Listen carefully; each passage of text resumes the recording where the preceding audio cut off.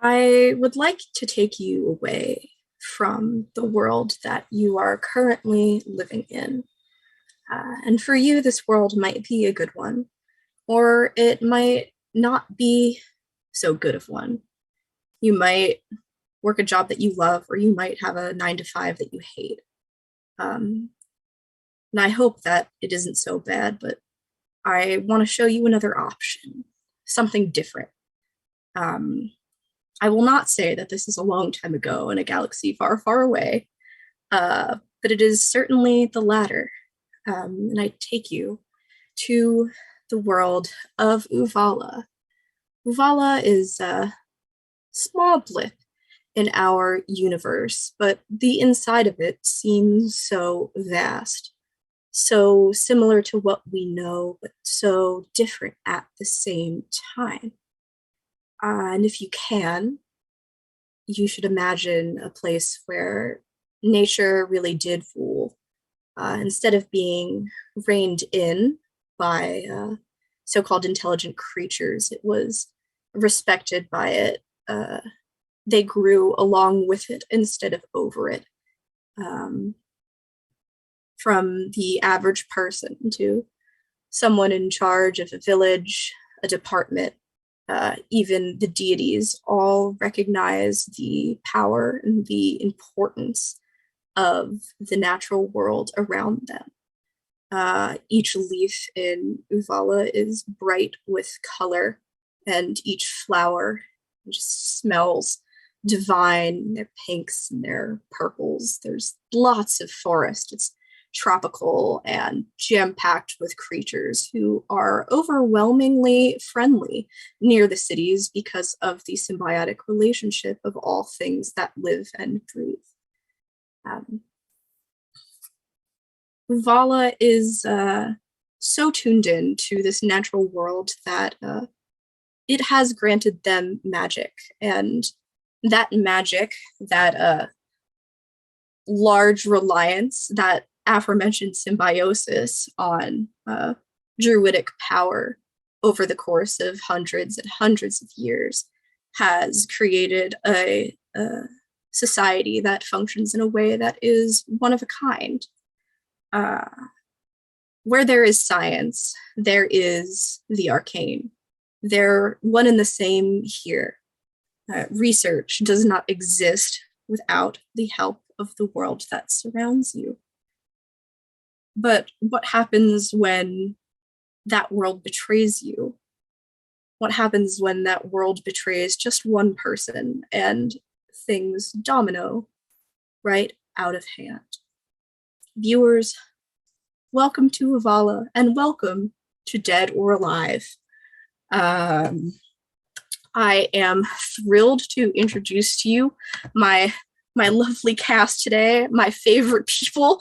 I'm sure that many of you watching know. I am going to take you down the order of the overlay. Joel, can you introduce yourself and your brief character description for viewers? Hello, I'm Joel. I use they them pronouns, and I'm going to be playing Raul Espada, a really short, essentially Aragorn cosplayer who really hates the arcane and is a really grumpy little fella. And it is D next. Who are you, D? Oh, hello. My name is D. I do things on the internet. And for this campaign, I'll be playing Curtis. And Becca. Hi, I'm Becca. I use she, they pronouns. And for this campaign, I'm playing Taha Moonriver, who is a little magey kid. Loves magic, loves all that good stuff. Loves to study and read, and is a big old nerd. I am Max. I use they, he pronouns. And as I say, I play everyone else. I want to highlight the fact that this is my first all trans and non-binary AP cast. And I want to highlight this not only because it's awesome, but because I want anyone speaking in the chat to be respective of my own and my players' pronouns. that is very important to me. Be cool to them, or else. I digress. Within this world of Uvala, both vast and small, all at once, today we find ourselves in the capital. Registoy is a city that is essentially circular. And when I say circular, I mean it is a perfect circle with perfect concentric rings, carved out by architects a few centuries ago that were very, very precise in their measurements. The city now exists in 3 sections, all linked together by magic-powered cable car rails of sorts that float by on their precise schedules. It can bring you pretty much anywhere in the city you need to go within a couple of blocks. Doesn't sound familiar or anything like that. In the center of the city rests all of the government buildings and the real important stuff. Some of you may be familiar with those departments in those buildings, while some of you may prefer the outskirts where the business quarter eventually turns into underbrush, and then to woods, and then to vines, and then to things that would be far more difficult for a human to navigate than perhaps any of you. And today, I believe we find ourselves on one of these magical cable cars. The Mandrill rail is running, and it's a little bit late, but Curtis, when your boss needs something done, they need something done. And so you just had to step out, and suddenly the car slows to a stop. It's not abrupt, you're not thrown forward, just click, click, click, click. And the car that usually hovers kind of lowers down to the ground. And you hear the conductor yell down and say, sorry folks, it'll be just a few minutes. Something seems to be going on. There's an immediate chatter down the train car, various people complaining about their commutes, the errands they have to run, the date that they're going to be running late for, all around you.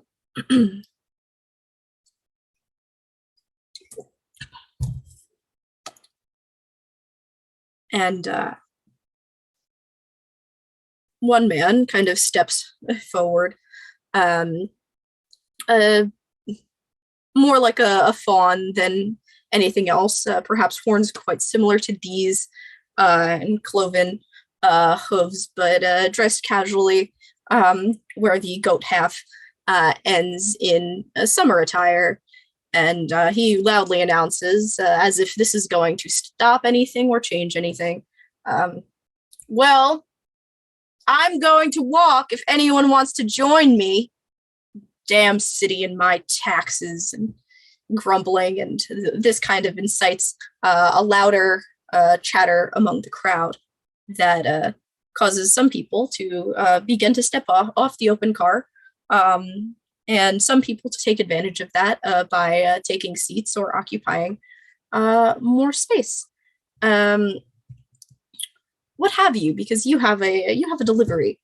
You have a delivery back to the office to get to. Mm-hmm.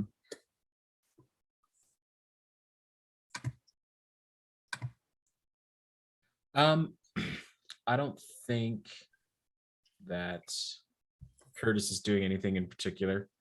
I'm probably toward the back. How big is the delivery that we're taking in? You don't know what's in it. You have a briefcase. Okay. I've probably just got the briefcase between my leg and the wall of the bus.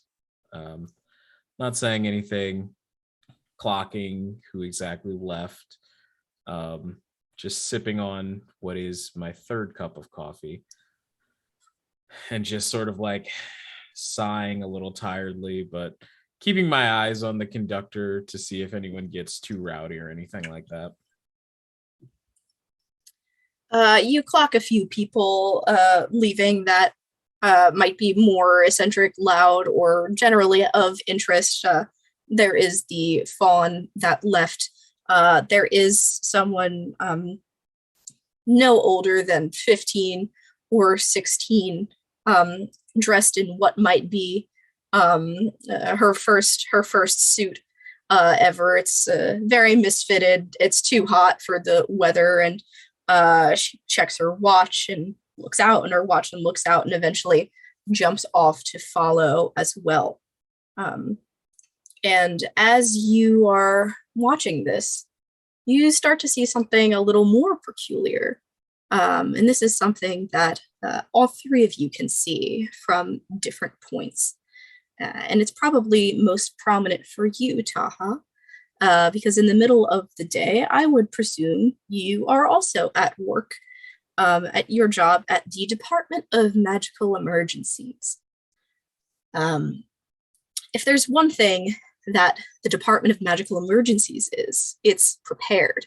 And when your GM's father is a business continuity specialist, they know about this stuff because they've been hearing about it for a long time.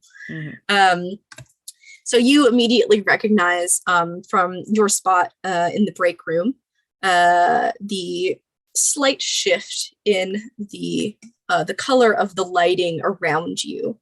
The lighting in your office is kind of done in these like hanging overhead orbs, magically powered, almost like string lights, but the orbs are maybe about the size of a grapefruit, if not slightly larger, and they're usually kind of like bright white, like an LED, and they dim slightly, and when they come back on, they are a little bit yellowed or brownish, and you're not the only one to take notice.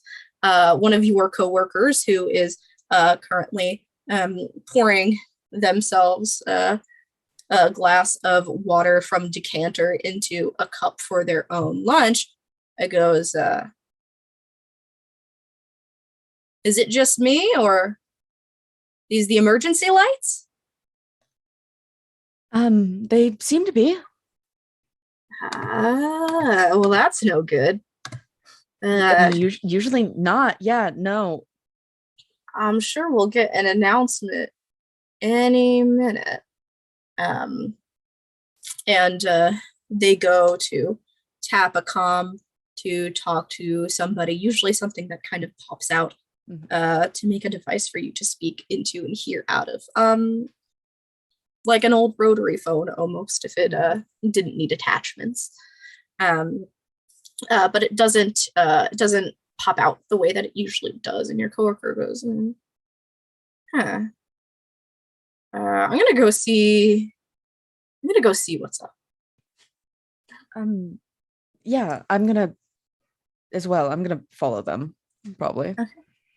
Yes, and so they head out into the main office. The Department of Magical Emergencies is a place where communication in, as fast as it needs to be is one of the most important things. So the office is open. Think about the office that number 5 works at the Umbrella Academy. It's a bunch of desks in a room. There aren't cubicle walls that necessarily cut them apart. The lights above here are just as browned and yellowed, and people have kind of stopped their work, come up from their papers, put down their coffees. Those who hadn't noticed it have realized that something has changed by all of the people that have. There's sort of a chatter, and the head of the department is actually here. You can see just a wisp of the back of her pencil skirt as it heads into a door that leads upstairs.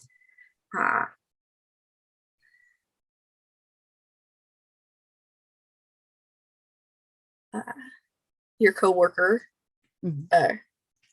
addresses you again. These are definitely the emergency lights, but they're hiding something. We haven't had the emergency lights go on since the big storm a few years ago.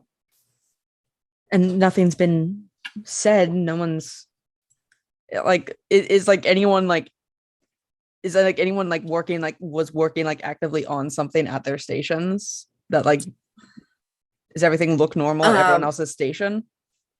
No, most things seem to be powered off, which isn't uncommon in this sort of situation here. But as you're to continue this conversation, the assistant to the department head dashes in and pushes her glasses up her nose and goes, sorry folks, the PA is down. We're having a little bit of an issue right now. We are looking at giving everybody half a day of PTO.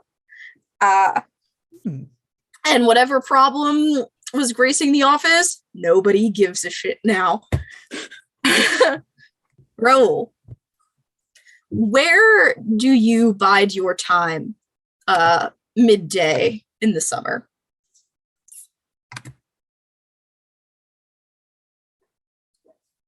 Oh, I think that was supposed to be to me, right? Yes. Well, when I'm not out and about, just either exploring or hunting or whatever have you, things that I do, I'll probably be just getting my drinks on at the back of a pub somewhere in the city. Just existing. So this is something that you see from the inside on one hand, but also from the outside. Because you're not necessarily cooped up. You got windows, you've got people coming in and out of a tavern all the time. So the first thing that maybe tips you off is that the service gets slower. And a tavern having a slow service isn't necessarily irregular, but at 2 p.m. it is, when there are only a few customers in here, and they know your face. It's a little bit strange that they haven't gotten back to you with your drink and your eats. Out the window, you can see it. Out in the business quarter, this pub looks in towards the residential, which is the kind of middle concentric circle of Registoy. And you can just see this noticeable dimness to a city that you have known, despite your own apprehensions to the way that it runs, has always been so bright, undeniably. Even in the dead of night, Registoy is glowing like a jar of fireflies. And it's almost like all of those fireflies died. And it's very unsettling. You have the, I won't say the local drunk, because a town this large, a city this large, I should say, has a number of local drunks. So a local drunk, not the local drunk, sitting with his whiskey, coughs a little bit, and goes, something's wrong. And you've never seen this man stand up so fast. You've sat next to him plenty of times in the last few years. He pretty much lives here, doesn't really talk ever until now. And he stands rather quickly for a man who has had as much to drink as he has had since you've been here.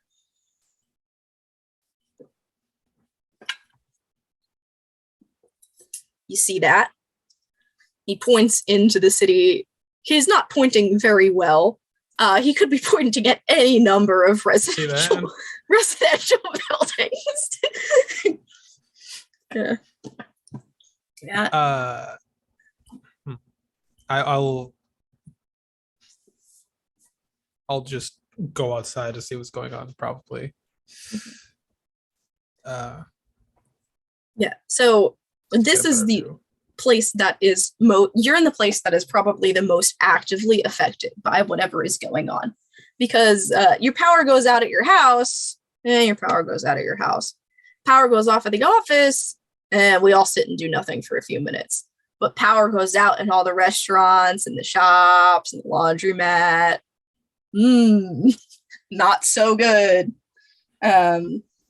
So you see people kind of following your lead, straying out of various businesses, some of them owners, others patrons, trying to figure out what's going on. And you notice that all of the lighting in this sector has not gone dull, but just gone dark.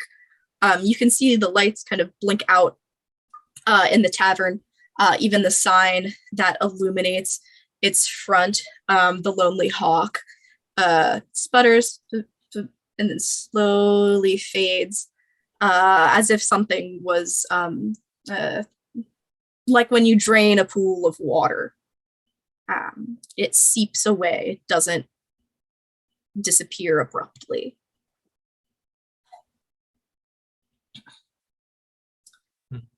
And now I would like to take everybody to a place where none of you are. In perhaps the most important building in Registoy is the Hall of Mages.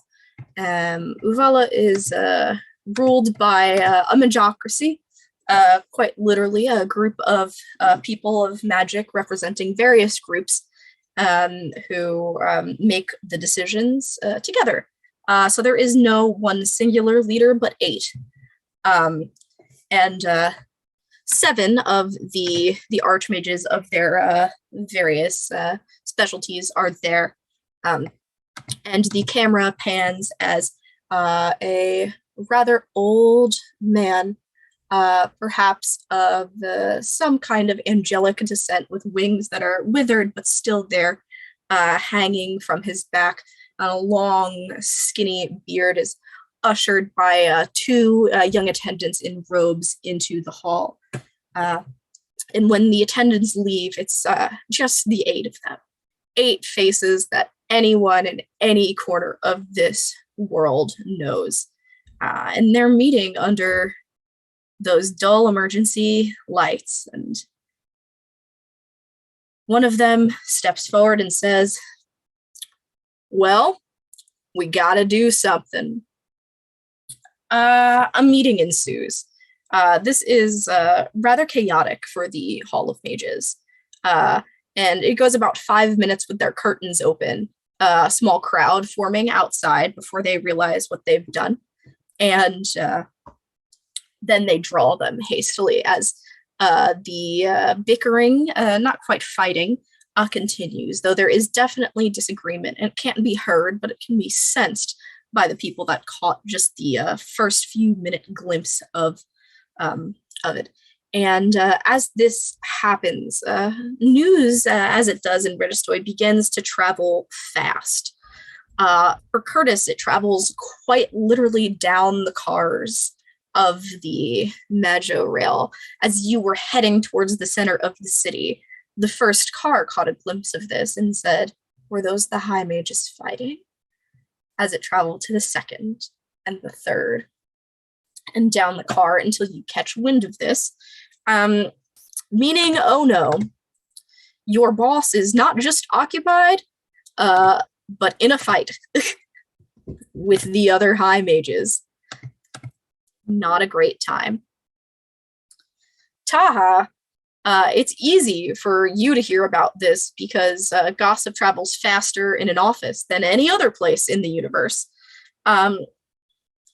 You guys are small compared to the other departments of the Uvalan government, technically a sub-department of the Department of Defense, which is perhaps how you know Curtis, or maybe you don't, but you've definitely seen his face.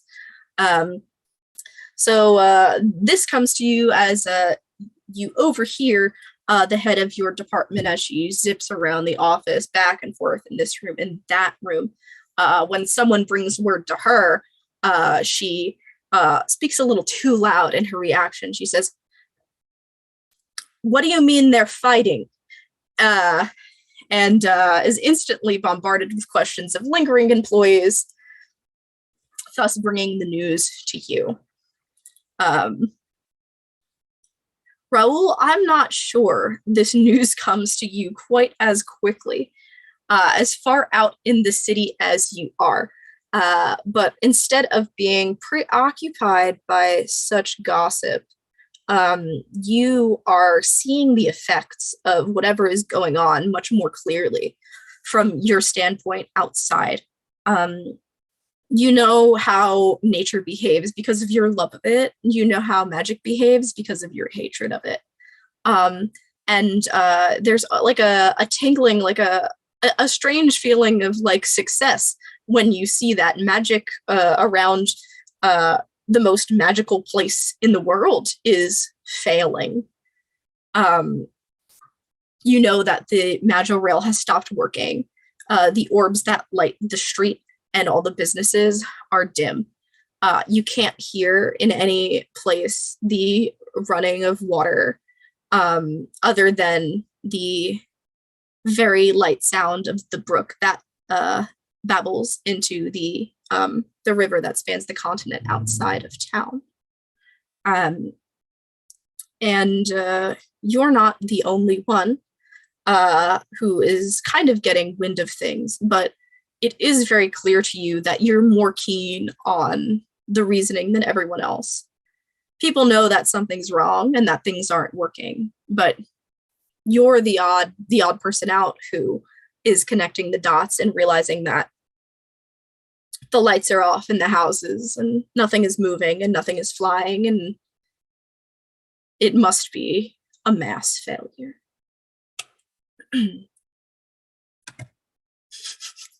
Absolutely perfect reaction. Thank you, Joel.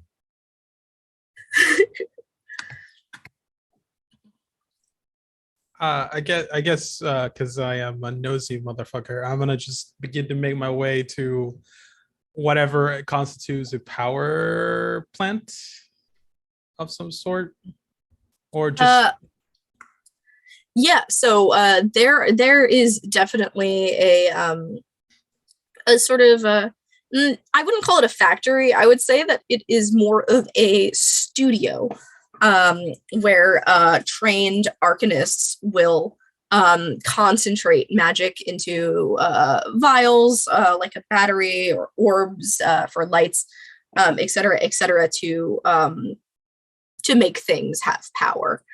And if you head that way, the lights in there seem to be dimly lit for now.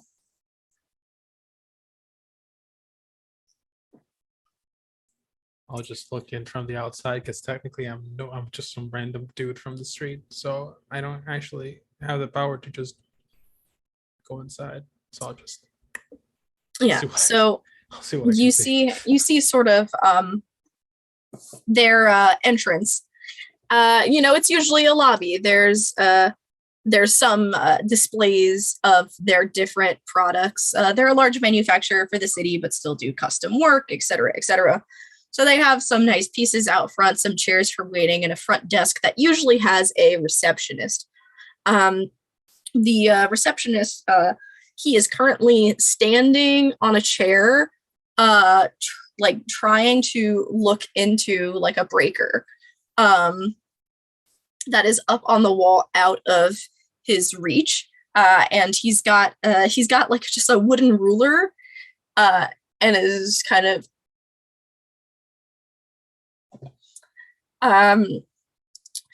magic doesn't quite spark when it powers. It's more snappy, more high school magician-ish, in a way that is corny to us, but makes perfect sense. Magic is there or it's not, and he's trying to get the connections to work so it will come back on, but it's very clearly not working for him.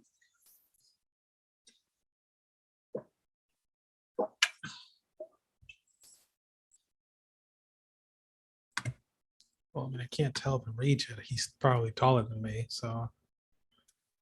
Oh, that's true. Yeah, I would call this man of what do you call an average height in a magical world? He's probably 5 something. Anything above 3 feet 2 inches is taller than me, so I yeah. know how you feel. Yeah. I'll just kind of nonchalantly lean on a wall and just watch them struggle for a bit. Kind of being like, see, this wouldn't happen if magic wasn't all over the place as it is. And this is how you get busted eventually. Not that you have done anything wrong by watching, but eventually a glimpse of your reflection is caught in the glass, and the man shoots around with such a glare and goes like this to magically command the blinds to close. And then they don't.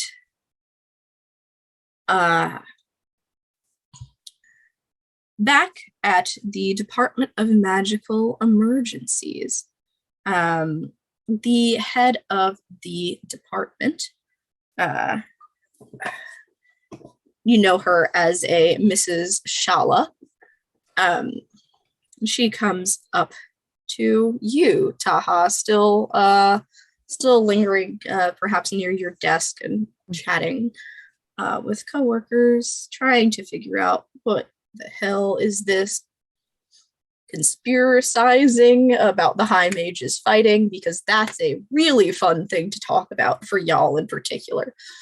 And she taps you, and you can see like she's just like clutching her clipboard, like the veins in her hand, they are straining. And she says, Taha, a word, please.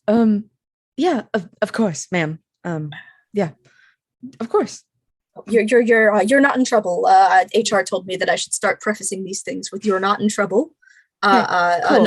Nothing bad, or nothing that you've done. Nothing that you've done bad.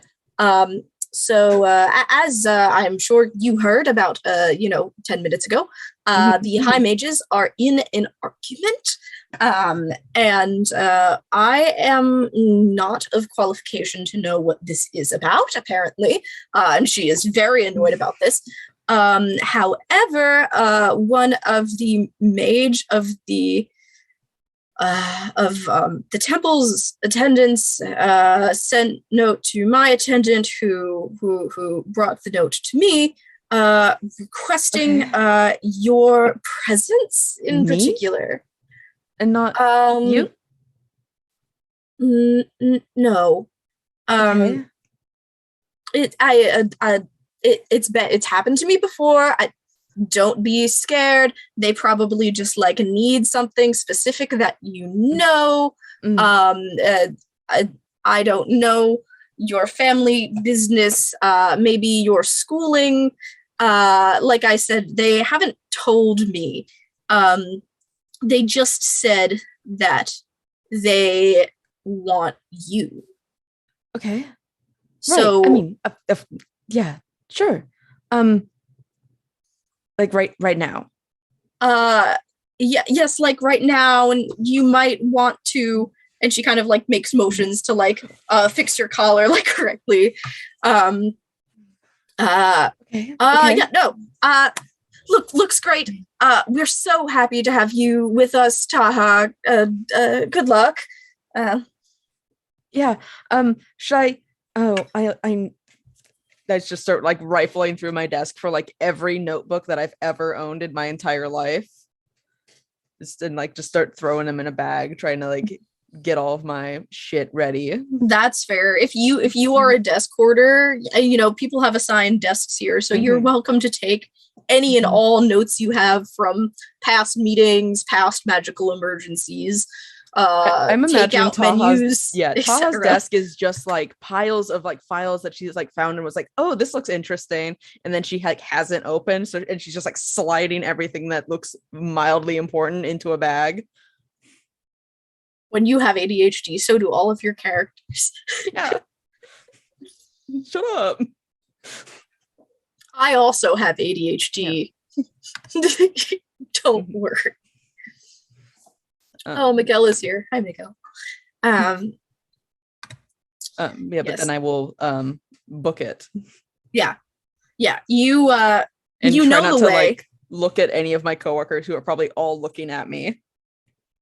Yes, it's definitely you're receiving some sideways glances, confusion, jealousy, anxiety, depending on your relationships with these people, as you leave. And you know the way to the Hall of Mages, but it's the Oval Office. You don't really go in there unless you're a very specific person, usually. So despite all of the times that you've walked past it, the only time you've ever been inside was the one time that your school allowed you to tour. And Confluence School is just a one of a kind experience with such a small class size and being in the city and having so many influential and successful alumni. They can pull certain strings. And as one of the former high mages who has recently passed away in the last 15 years or so, was one of those alums, you were able to tour the Hall of Mages as a student. But this will be your first time back. Curtis, you see your boss trudging down the train line. He is sweaty. He is disheveled. He is not happy to be out of his environment right now. And you see him just walking down the left side of the open cars, looking very intently for somebody. And he sees you and lets out such a huff of relief. You can't be that tired from walking down here. Oh, God. It's too hot for this, man. Seward is an older gentleman, and he has locks which he usually wears down, but they are tied back a little bit messily. And as I said, he's been sweating from the walk, and so his formal clothes, you can kind of see the sweat stains in the normal areas. His horns also, which spike up sweat a little as well. You can see that they are damp. He's been out here for a while.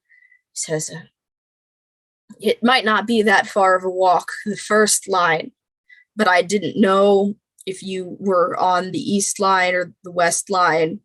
So you gotta come back. It's a disaster, Curtis. It's a disaster. And he realizes that there are still people here and like tugs you by like your sleeve, like off the car to start walking back. Yeah. Listen, when you took the promotion over me and became CISO, I figured that you'd kind of handle most of the messes.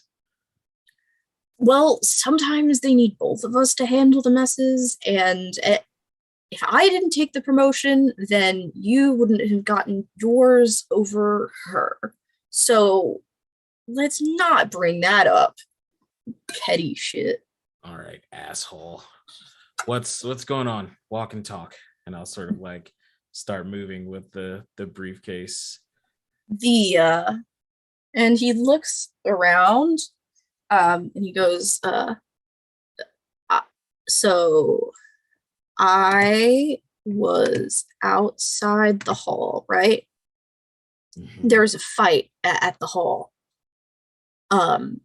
And so I had accompanied the Mage of Strategy inside. And then I stayed outside, and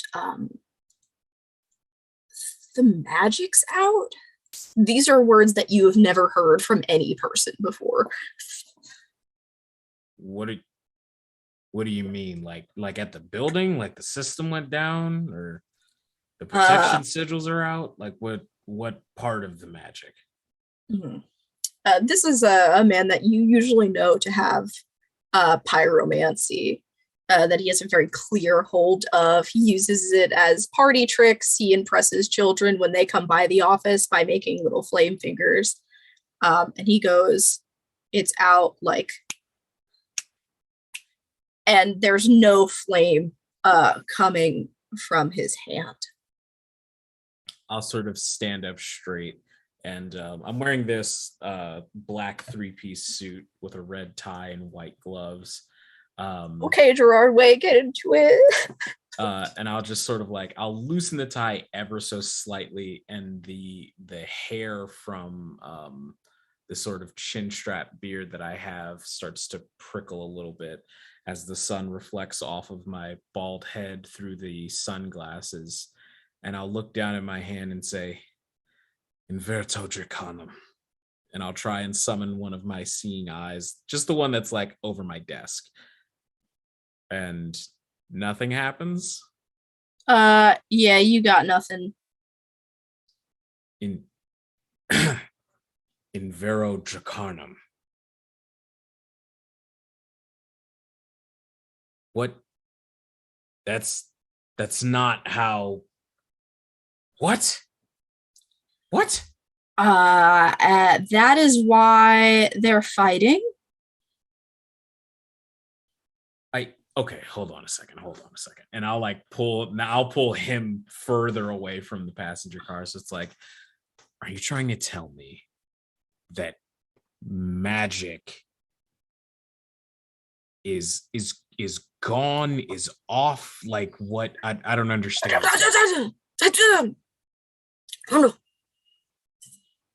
I thought it was just a bunch of hoity-toity mages fighting like they do over profit margins or something ridiculous.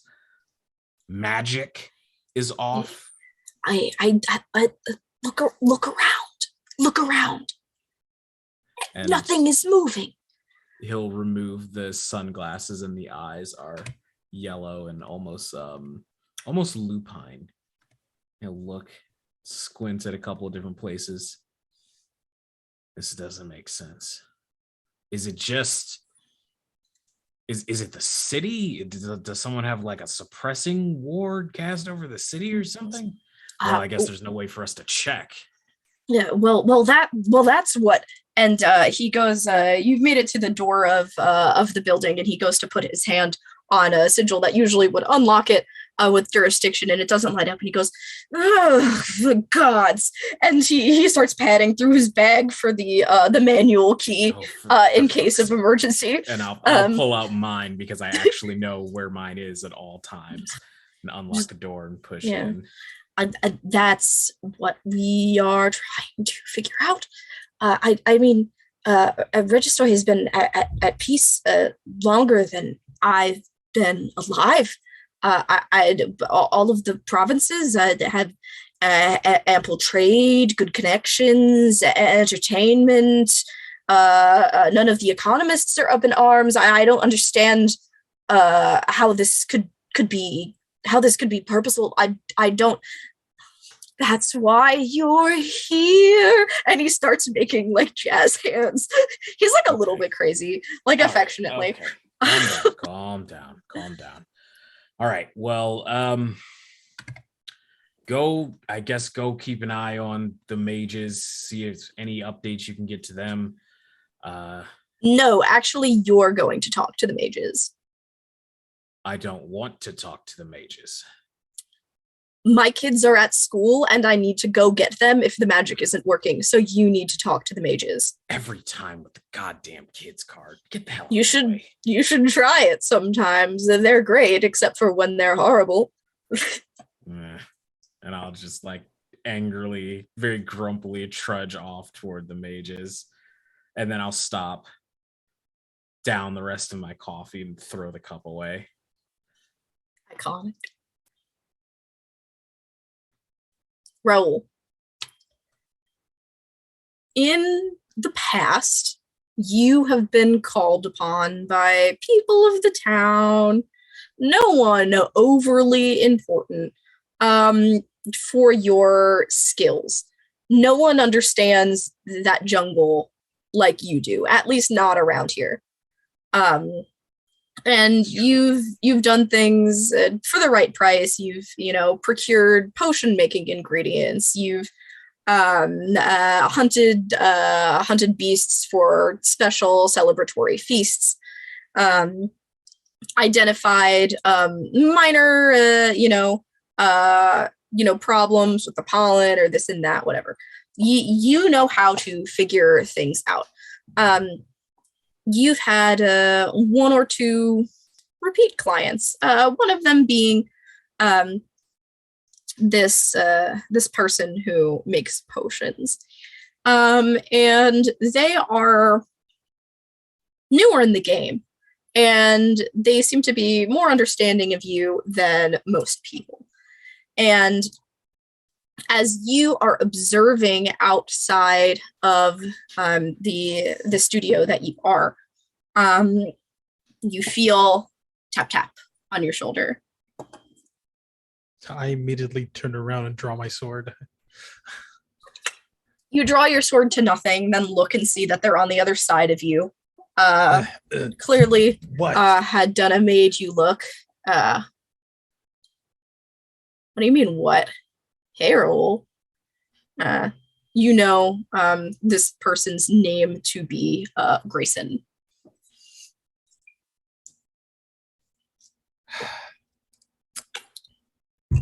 Hello. Finally got so tired of it that you put it out. Ooh.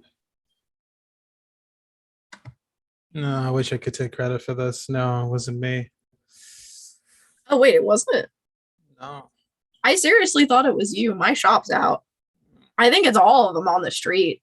All the city's gone, yeah. Wait, all the city's gone? As far as I could tell. I can't tell very well since I can't be short, but yeah.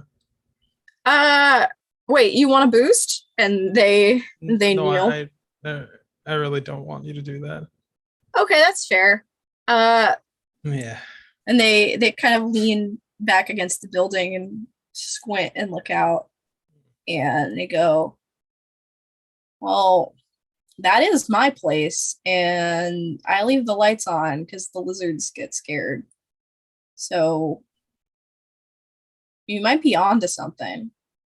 Well, I mean, I was looking in the studio, and they couldn't even reach the breakers to turn the magic back on. So you think they turned it off on purpose? I mean, he wouldn't. No, but because I don't think anybody would wave their hand that stupidly without being like, I don't think the person was aware that their hand was gonna. Let's go find out. Okay. And they pull a small potion vial and they uncap it to drink it, and they go, oh wait, right, whole city, this is in the city, and they recork it and put it back in like the little potion holstery thing that they have, and they go, we gotta walk it, sorry bud. I prefer to walk, but yeah. You really are kind of weird, you know that? Yeah, you've told me before. Not that I asked. You say that like it's bad. Right.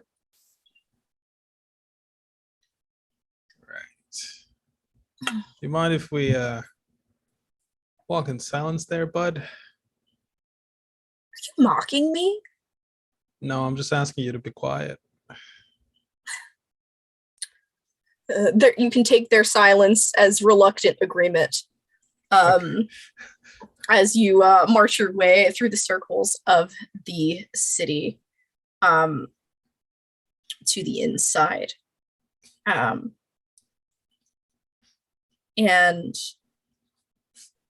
also, can you like tell me what the name is again? Because Grayson. That was it. Thank you. Grayson, yes, Grayson is a sort of like they're sort of like a flower nymphy sort of thing.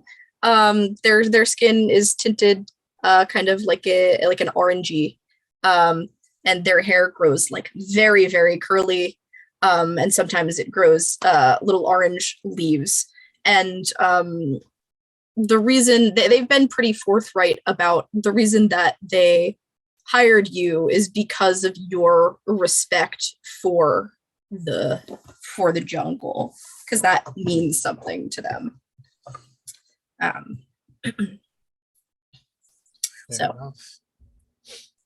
So this will take place, Taha and Curtis, as you are ushered into the room with the magical sound barriers slowly dying. This is something that Raoul, Grayson, and all others gathered outside the Hall of Mages can hear.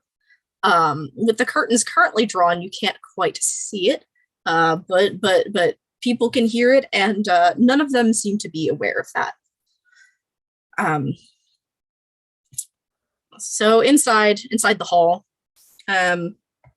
it is the mages. It's rare to see them all in one place outside of this room. Even to see them together here is a little bit daunting. The representatives of of the Council of Mages is the Mage of the Temple, who is the older man of angelic descent that I had described before. You have a Mage of the Artisans, who is a rather buff and sturdy dwarven woman.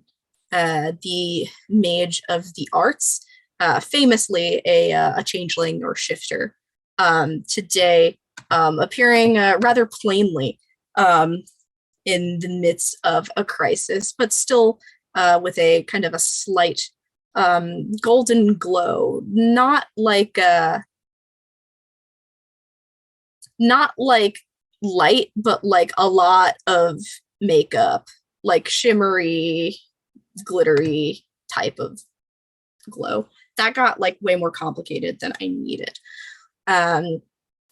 The Mage of the Economists is a bear folk, and he is present, looking particularly stressed already, literally with his head in his hands. Of the Mage of the Ecologists is the youngest and newest mage on the council. He kind of has a Milo Thatch thing going on. He's very scrawny. He wears big glasses, and he's always writing things down. The Mage of the Strategists, famously the person that both Taha and Curtis, your agencies ultimately follow the lead of, is a woman who is, how do you say, like a kind of aquatic-y, Triton-ish looking. She has very, very, very long hair, famously, which is usually piled into like a large bun or a very long ponytail. And then you have the Judicious Mage, or the Mage of the Judicious, which pretty much everyone in the city thinks that it's a stupid name and has thought so for about longer than all of you have been alive, as far as I know, as the GM. And they are very, very small. They are a brownie, who famously fixed things and were actually brought into the position unwanting, which everyone said would make them perfect for it. And yes, they are all standing, a few of them with attendants, as you, Taha, you, Curtis, are let into the room, as well as one or two other people who had clearly been called for it, as all of the mages kind of approve your entrance inside. And the mage of the Economist pipes up and he goes, "And this is your solution? Some people from the temple and defense? This is going to fix this right now?" And the mage of strategy goes, "Do you have a better idea than my department? Is it perhaps the money people that will turn the magic back on?" And they are all just like on the verge of fighting again when the judicious mage taps on their desk and says, "Yelling isn't going to get us anywhere. We did ask these people in for their counsel, so perhaps we should address them for their counts." And then it's time for the mage of the strategist to speak again. I refuse to go back to sock puppets. I need everybody to know. I will not do it again. It's tempting me right now. It's tempting me right now. Maybe for next week I'll make like little popsicle sticks. I just want to say I've never seen what you're referring to. There was this. I've never seen it either. I think Okay, so TLDR for everybody, which I have to do all the time, is this one time when I ran Kids on Brooms for this channel, I had two characters who were both professors and they were brothers. And the fact that they were brothers was important to the plot line, so that's why they had to be brothers.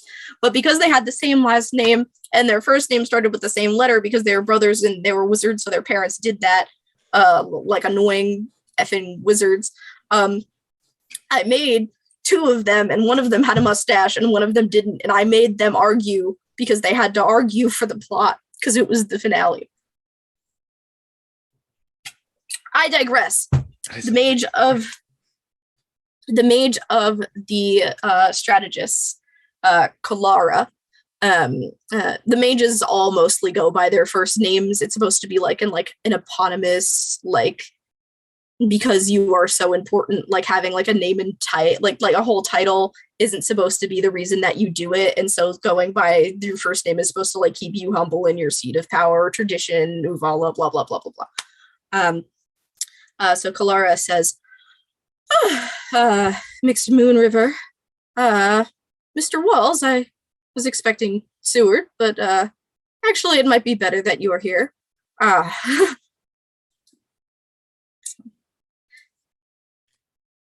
I'll start with you, Mixed Moon River. I decided to call you in just because I recalled from my records that your degree is from the Confluence. Yeah, the Confluence. Trying not to seem flustered. Is from the Confluence, and as we no longer have a Confluence alum with us, and the Confluence is, to my understanding, currently locked down completely in this situation. We're wondering if you had any experience in your studies that you could enlighten us about a draining of magic airborne, as maybe a disease or sigils that can be spread, can seep through the ground. This has never been my type of thing, but perhaps yours. I don't know, Max, do I know any of this from my Confluence training? Okay, why don't you make first roll of the game? Oh no. First roll, let's go. Okay. First roll of the game. I totally know how to roll things in this system. Okay, so you're going to use a D20. I got one of those. How long ago did you graduate? I think she graduated literally last year. Okay, so I will only make this difficulty 2. Okay. To recall specific details from your classes, so you need to roll a 6 or higher, use your intelligence. Okay. Use my intelligence, how so? You just add the number to the number you roll, I'm pretty sure. Like a modifier. Okay, like I think. So I believe the way that it works is depending on the difficulty tier, Mhm. it's a different difficulty number. So like a tier 2, I believe, would be a difficulty It's six. It's 12? 6. 6. Okay. It's 6. So Yeah. yeah, and then you just roll the d20 and you can spend points from your Oh. Okay, I can spend it. So you don't have to spend it. Okay, But you I can. rolled an 8 on the die. It doesn't really matter. Okay. But I Yeah. rolled an 8 on the die. Yeah. So and so then if you just want if you have an edge in a stat, that's an automatic +1 without using it. Okay. So I have a 9. So it takes a moment or two, no more. You took the magic of equilibrium as an elective your final year in school. It was really just like a weird, easy class. You liked the professor and decided to teach it. But because you liked the professor, you're able to recall some information. There are certain sigils as well as potions that allow the transfer of magic. One thing to another. The example I'm thinking of is from a forbidden piece of media that I refuse to use, so I'm just going to do visual descriptions instead. Actually, no. Think about Full Metal Alchemist and the law of equivalent exchange. Okay. One thing can go to another, but for a price. You can't take the light from something without giving the source of light something in return. You know about things that are magically powered. You know about spell jamming is the term used, as a student. That makes all of these things run, is that they're spell jammed with like essence of magic per se. But you've never heard of anything that takes magic away other than in bedtime stories. From my understanding of things, it would have to have gone somewhere if it were to have completely gone, and the amount to take everything upon everything that we have here away would be, I mean, it would have to be something probably equal, if not, greater than us. So somebody made theoretically it could be an option of things that could have happened. And Curtis, what say you? What's the likelihood of something like this panning out with the city's current security detail? Well, as I think we all know at this point, the city is completely reliant on magic, which is something that someone might have suggested we never do. But considering everything that we did go through with doing, I would say our chance of being able to rebound from this naturally is under 5%. At least the fact that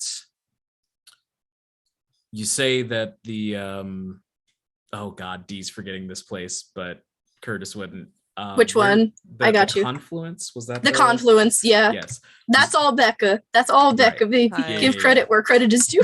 So you say the Confluence is locked down, which is a good start at the very least.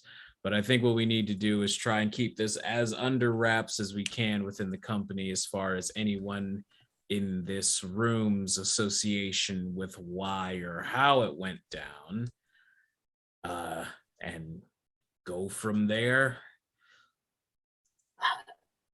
So it's not coming back anytime soon. And you see kind of scared realization come over the Mage of the Ecologists' face, very nervous in his first crisis, being perhaps the largest one the city has faced in all of their lifetimes.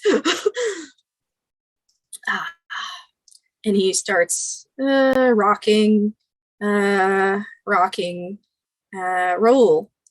Outside, it isn't loud and clear. It's not like this is being broadcasted, but when people speak, especially the louder people, The crowd is catching bits of information. They hear the Mage of the Strategists ask Taha about possibilities XYZ, which gets people to realize what's going on. And they also catch wind that the confluence is shut down, which causes some people to stray off. The confluence, being as important of an institution as it is located in this inner circle of the city, and you can see in the near distance that there are people at the door trying to like open it to get into their main lobby, and it's just not happening. Even one of them, a student who was probably on a lunch break, there's a drink tumbler in their hand, and you can see the symbol of the confluence, which is it's like the four-pointed star, the way that the compass is, and there's a kind of like a leaf shape that twists up like this behind it.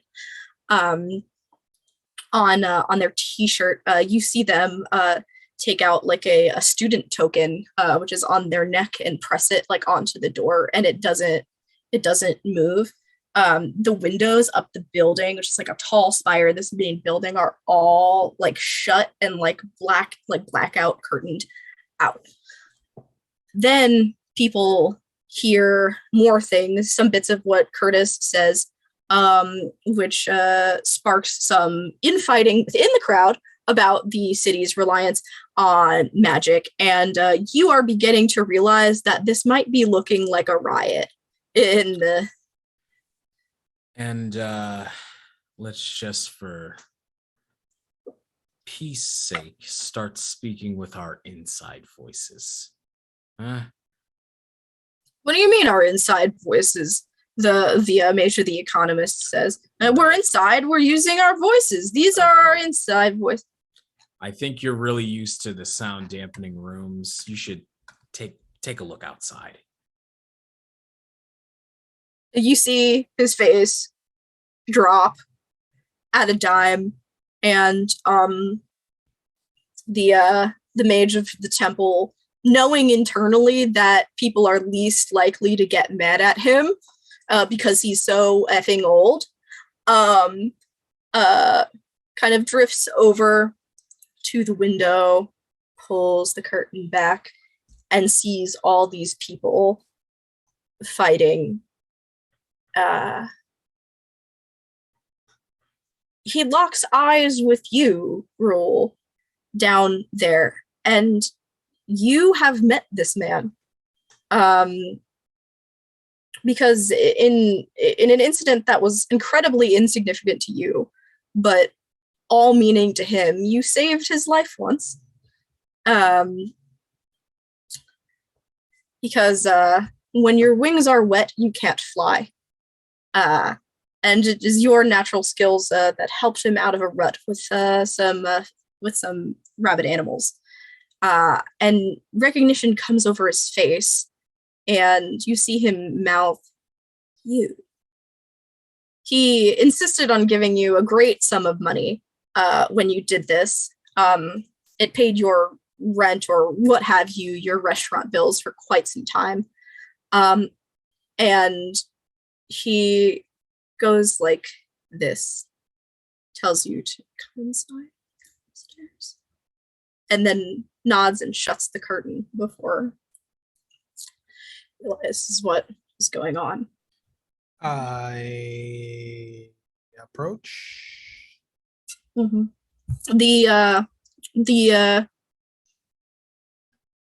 The door is not open, but communicating with one of his attendants, they come down, let you inside, and very hurriedly usher you upstairs, pretty much toss you into the room. Disrespectful. It's I realize that's you in character now. Okay. They're scared. This should be. I'm scared looking. And who is this? Says the Mage of the Arts, looking at you, very intrigued by the new edition and curious to see what is going on. Hello. And the Mage of the Temple says, I apologize. I don't remember your name, but a good few cycles ago, a few years ago now, this individual well, there were some Wolverines. Listen, this is our blessing. This is what the deities have sent us to solve this problem. It isn't your arcane experts, and it isn't your defense expert. It is the one who understands the world without the magic it has given us. It's you. You're here for a reason. Well, yeah, I came snooping. Like 4 people in the room huff. And you're getting old man. Says the I don't know who says it, the mage of the artisans. And he goes, no, I really mean it. If somebody is going to get us out, I mean, they're so quick. They know the land. I mean, it was truly an incredible display. I still remember it. All these years later, and mid sentence, it is your turn to hear from the outside instead of the inside, listening to you. And there are screams. And that is where we will take our break. Gosh.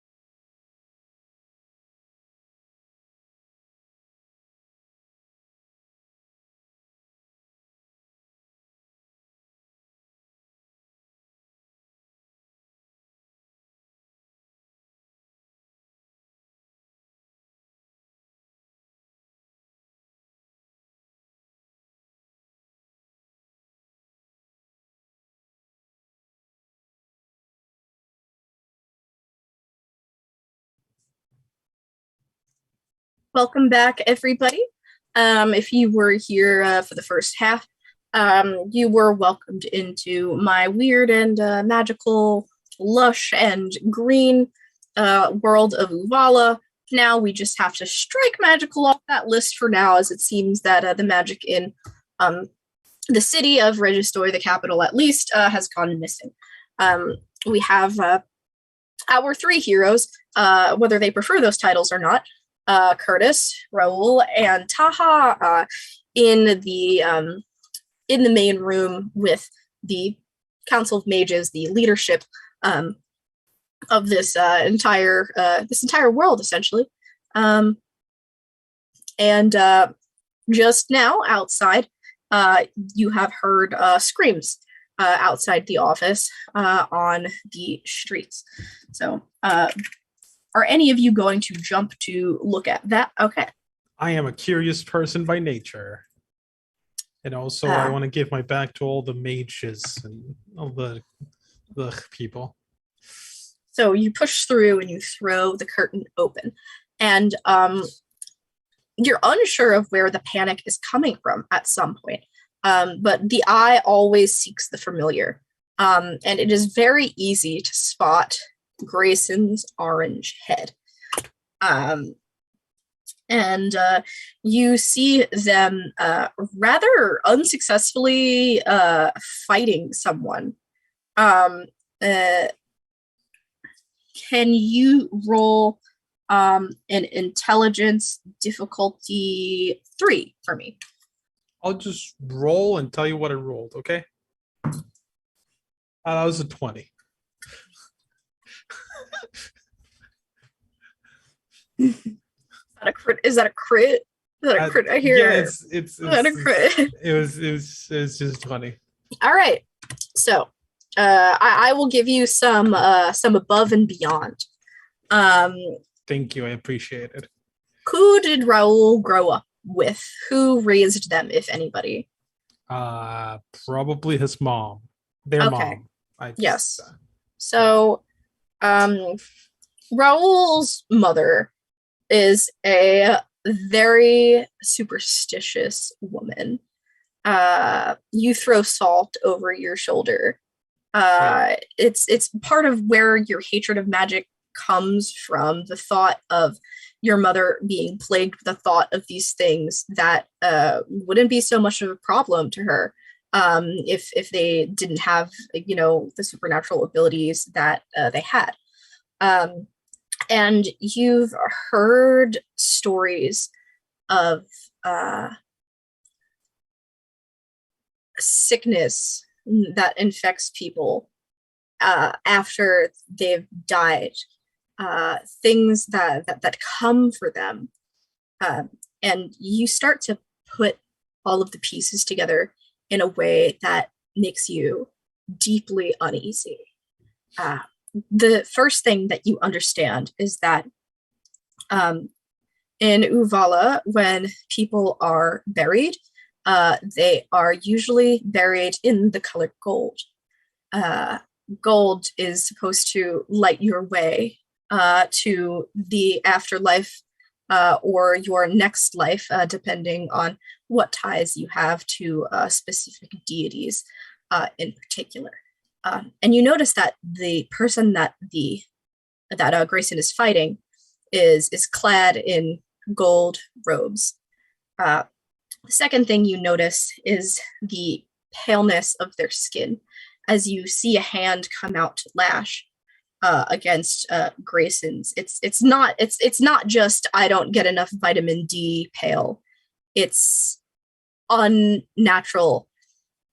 It's not the same type of like pure white skin you'd see on certain races and species. It would be human flesh tone, but it isn't. And the third thing you put together is other people formally dressed who are distancing themselves from this. And each domino falls. This was a funeral procession. That person was dead. My mom told me about this but it isn't supposed to be real. It isn't supposed to be real. It isn't supposed to be real. It isn't supposed to be real. Is kind of all you can think.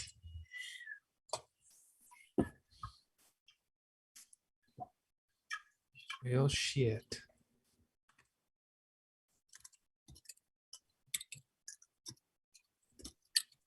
What? And people, pretty much everybody in the room, at least, like all the people that I can control. I can't control Taha and Curtis. But everybody else is kind of at their paces coming toward the window. And the Mage of the Temple, being familiar with these rites, recognizes it immediately and grips the shoulder of his attendant. And he goes, no. He clears his throat and he goes, lock all the doors. I hate to do this. No one in or out. And the Mage of the Artisans kind of presses him. He says, what's going on?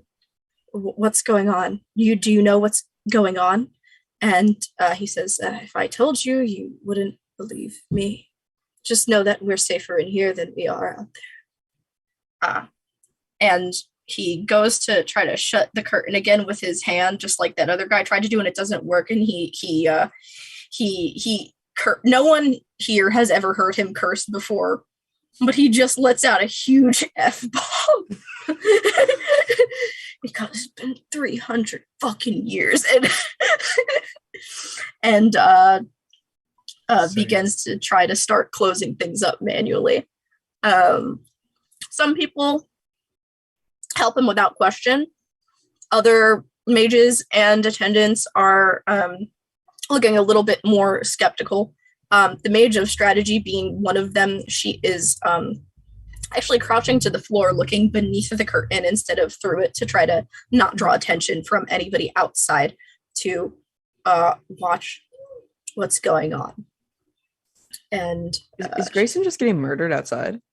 Grayson is holding their own pretty good, but I don't know how long they'll last. As much as I deeply enjoy this NPC, I will leave it to the dice, probably. I'm gonna do something about that, because I'll before they get to closing any of the front doors, I'm gonna rush out and I'm gonna go and try to help Grayson get inside. Yeah. I'll rush out. I'll pull out my bow, notch and arrow, and just try to. You draw the attention of everybody in the room as you directly disobey an archmage and rush out of the office. Some people try to reach behind you, no, wait. And the two of you see the Mage of the Temple looking really disappointed. But he closes the door again when Raoul leaves and manually locks it for a second time behind them.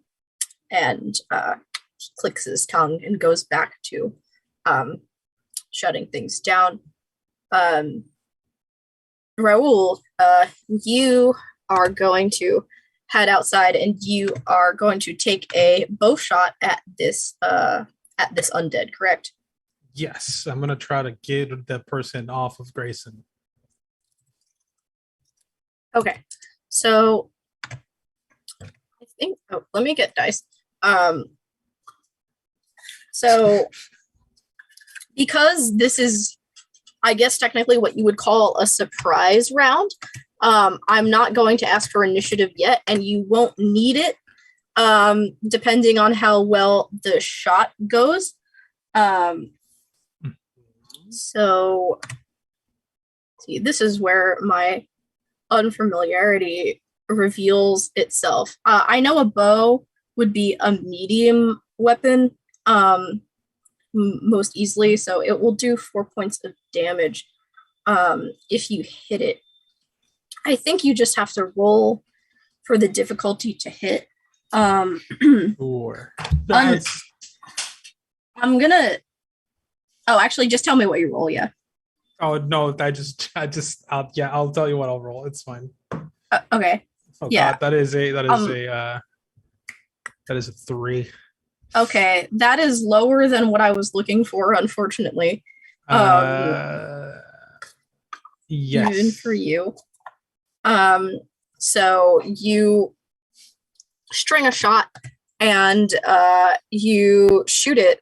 And it's of no fault of yours. It should have hit this thing in the shoulder, but it just like cracks out of place in like the strangest and most unnatural way. It's not magic, it's worse. And both Grayson and the creature look to you. In the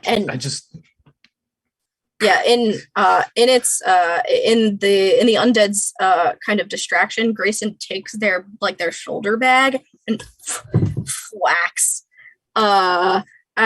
Definitely not enough to kill it. But the head lolls to the side, and there's like a very clear disorientation, and they rush toward you. I'll try to head back in, but I guess I find a door locked. Door's locked. Yeah, door. So, someone was sent to lock that, or someone in another part of the building rather, locked that door behind you. I'll try to lead Grayson around and away from the danger in that case. And if you two are watching from the inside, you can see this. You can see the two of them like attempt the door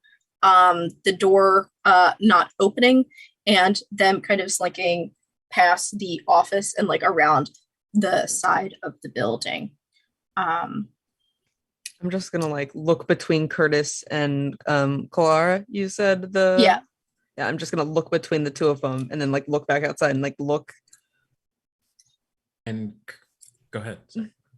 Are we gonna do anything about that? And Curtis is sort of just like squinting and looking out the window and says, "Well, that depends, Mix Moon River. Have you ever shot a gun before?" No. Did you play softball growing up? No. I did golf. Oh, even better.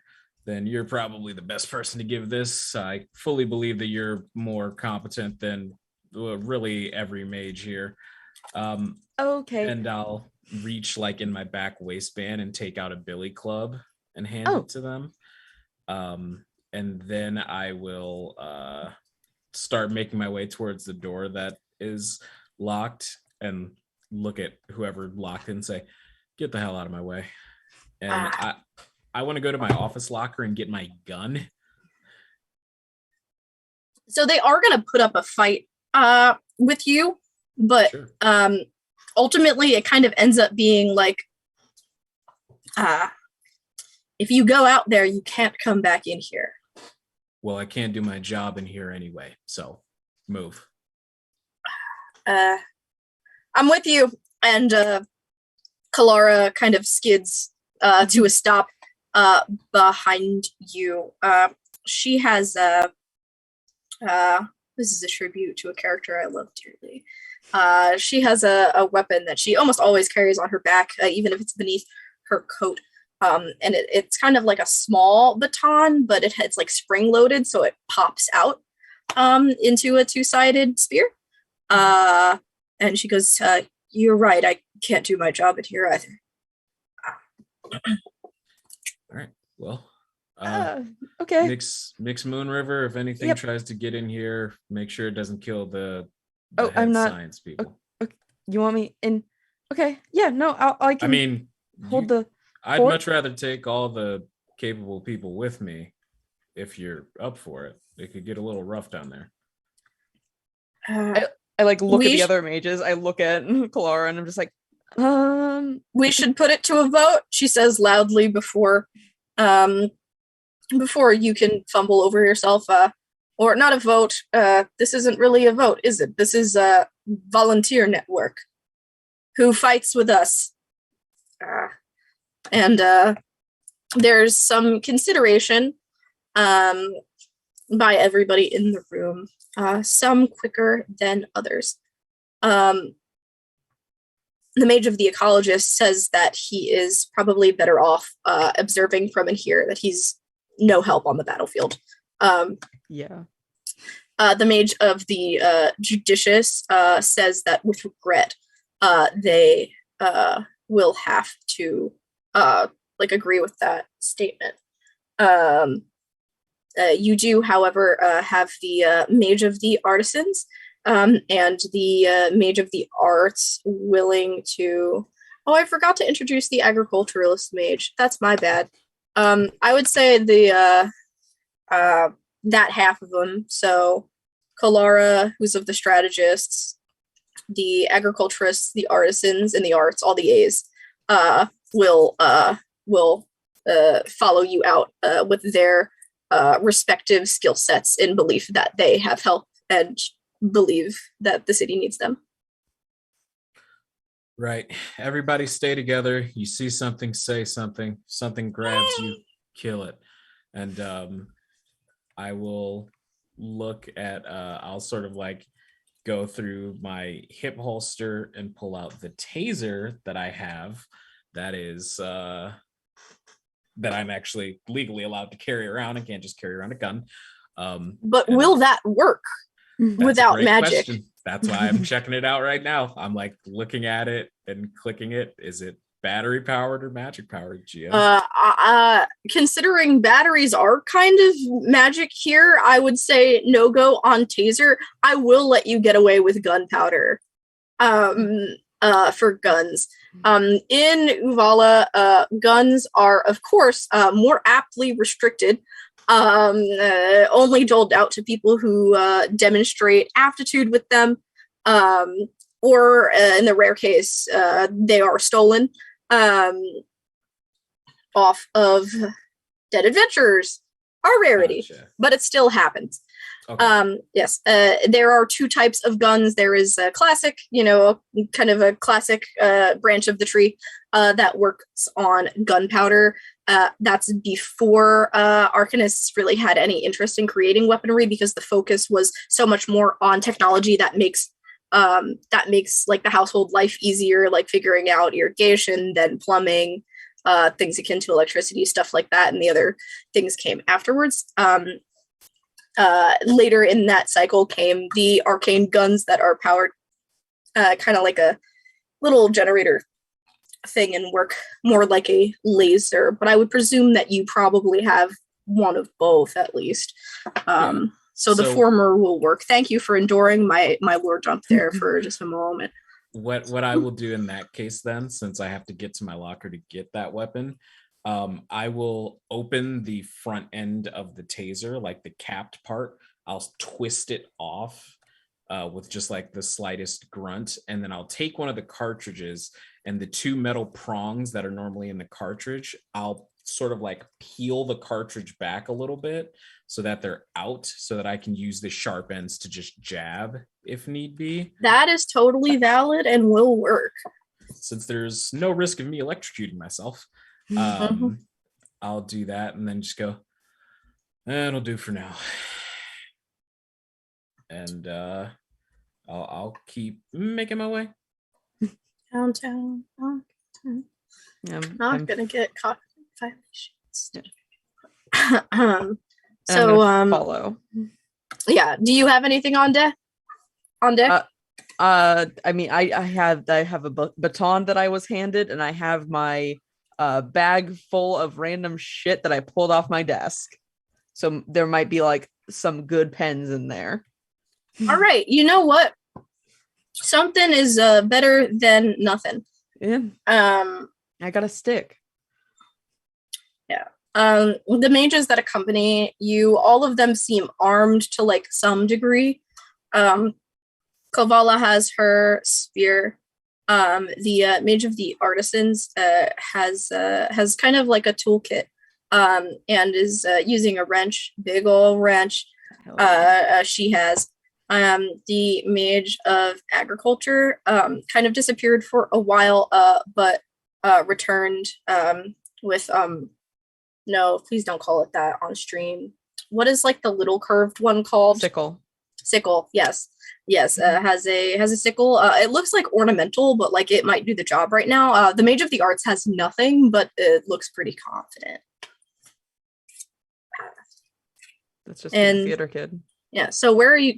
Yeah. So where are you guys headed? Where is the posse headed? I'm headed to my locker to get my weapon first. That's the sorry. I mean, once you do that. Oh, okay. After that, I'm just gonna God, even if I had functioning walkie-talkies, no one would use them because we all have sending stones. Curtis is actually, you know what? A lot of this internal dialogue that I'm having is very external for Curtis. He's like very grumpily being like, oh, none of us have any fucking walkie-talkies because someone thought, oh, use sending stones, so much easier. Who remembers to charge a walkie-talkie because it's so goddamn difficult? And there's like a second where he like pulls like 3 times really hard on his locker door, and then sighs and goes, okay, so after we leave here, I think we should try and track down that person that they said was important. What was his? Did we get a name for that person? Which person? The one that the old guy brought in. No, we did not. Yeah, no. All right, well, if it's someone who doesn't like magic, maybe we'll be able to actually plumb them for some useful help and information, and then from then we're just going to stick together. I don't want anyone playing any hero ball until we get a more concrete understanding of what the hell's going on here. All right? Mm-hmm. Cool.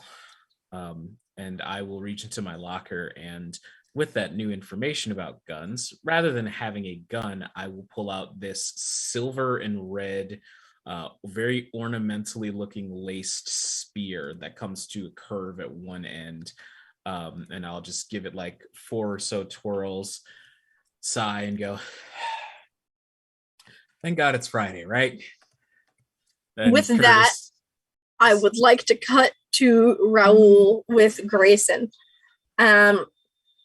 You are heading along the side of the building. The chaos is like mostly concentrated on the side where the window is, so it does sort of disperse, although you see like more of these things wandering. Not a lot of them, at least not right now, but 2 or 3, enough to make you nervous, and Grayson notices it too and kind of like pulls you behind like an area where the bricks jut out ornamentally from the building. I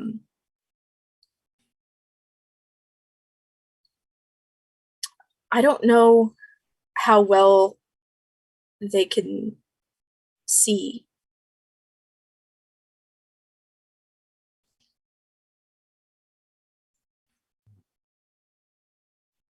I don't think there's anything we can know for certain right now. I say as I pull out my sword and I hand it over. This is easier than a bow. Take it. You know this ain't my style, right? Just put the pointy thing in the baddies. That's all you gotta do. They take it reluctantly. It's just you shot at it, right? And you weren't that far behind me, so wouldn't a person have been able to see you?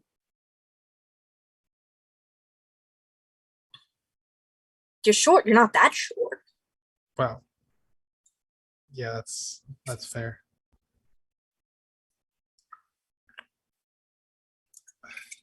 I just don't know how it dodged the arrow like that. Well, there's always a chance it was just twitching. And it was just pure chance. like I said, we can't really know anything for sure right now. I think the real question is how are the dead walking when the means to do so is non-existent? Well, I mean, not non-existent. I mean, there are tales of the mages of old bringing back the dead. Yes. There's a whole thing about the Ascension side, like that's how some of the gods became gods or whatever. There's one thing. Mages usually use the thing called magic to do that. And there's no magic in the city as far as we're aware. It's almost as if they had forgotten this within the chaos. Um, uh, well, well, well, well, Yeah.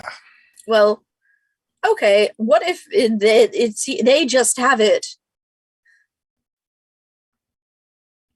They just have the.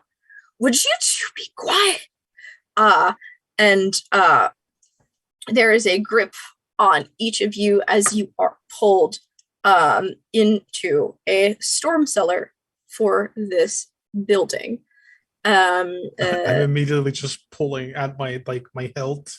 My sword's not there, so I pull an arrow out and I point it at the dude. Oh, or at the person. Yeah, calm the hell down, she says, and she pulls the cellar doors shut. She has kind of like a piece of chain that she wraps around it again. She's wearing what you might not recognize immediately as like a uniform of someone who works here. But there's like some embroidery, or on the breast that makes it obvious enough that this is some kind of employee. And when the door is closed, she's secured it like way too many times. She huffs a little bit and catches her breath.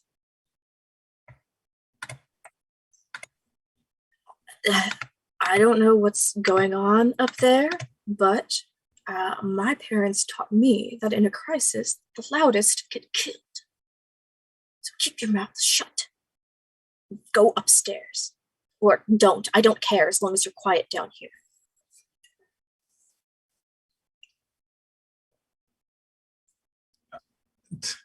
Raul is just gonna stare at her for a few seconds and just really think about his life choices, and then turn to Grace and just say, "Stay here. Keep the sword. I'll be back." And he's gonna start unlocking the door again. What the fuck are you doing? And they don't like pull you. They just like kind of like bat at you. If you bat at me one more time, I will make things difficult for you. Dude, do not open that door. There are a lot of people out in the city who are going to need help, and I'm not about to sit in my ass or on my ass here. Can't help people I keep going. if you're dead. If I can survive the jungle, I can survive the city. They're essentially the same thing now. If they want to leave, says the other woman, then let them leave. That's not my business. If you're looking to be prepared, I can offer you some of this at least. And it becomes a little bit more apparent now that this is one of the janitorial or like cleaning personnel for the building. Not everything here is helpful. Not that you know what would be helpful against these things. You got the classics, brooms and mops. There are some various sprays of different colors. You're not sure what all of them do in these kind of bottles. And there is like a sewing kit to do like quick mending, furniture polish, stuff like that on an open like rack.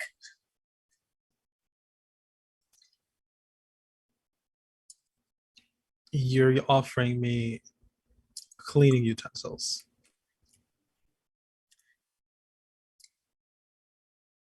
She just looks at you. Her lips are pressed in a line. I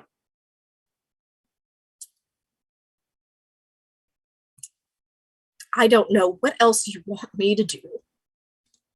To stay quiet and stop grabbing people that are out on the streets.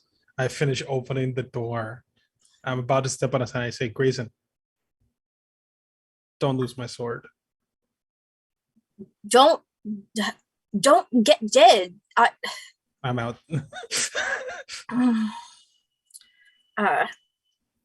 And it is not long after this that a new controversy will start. Oh, great.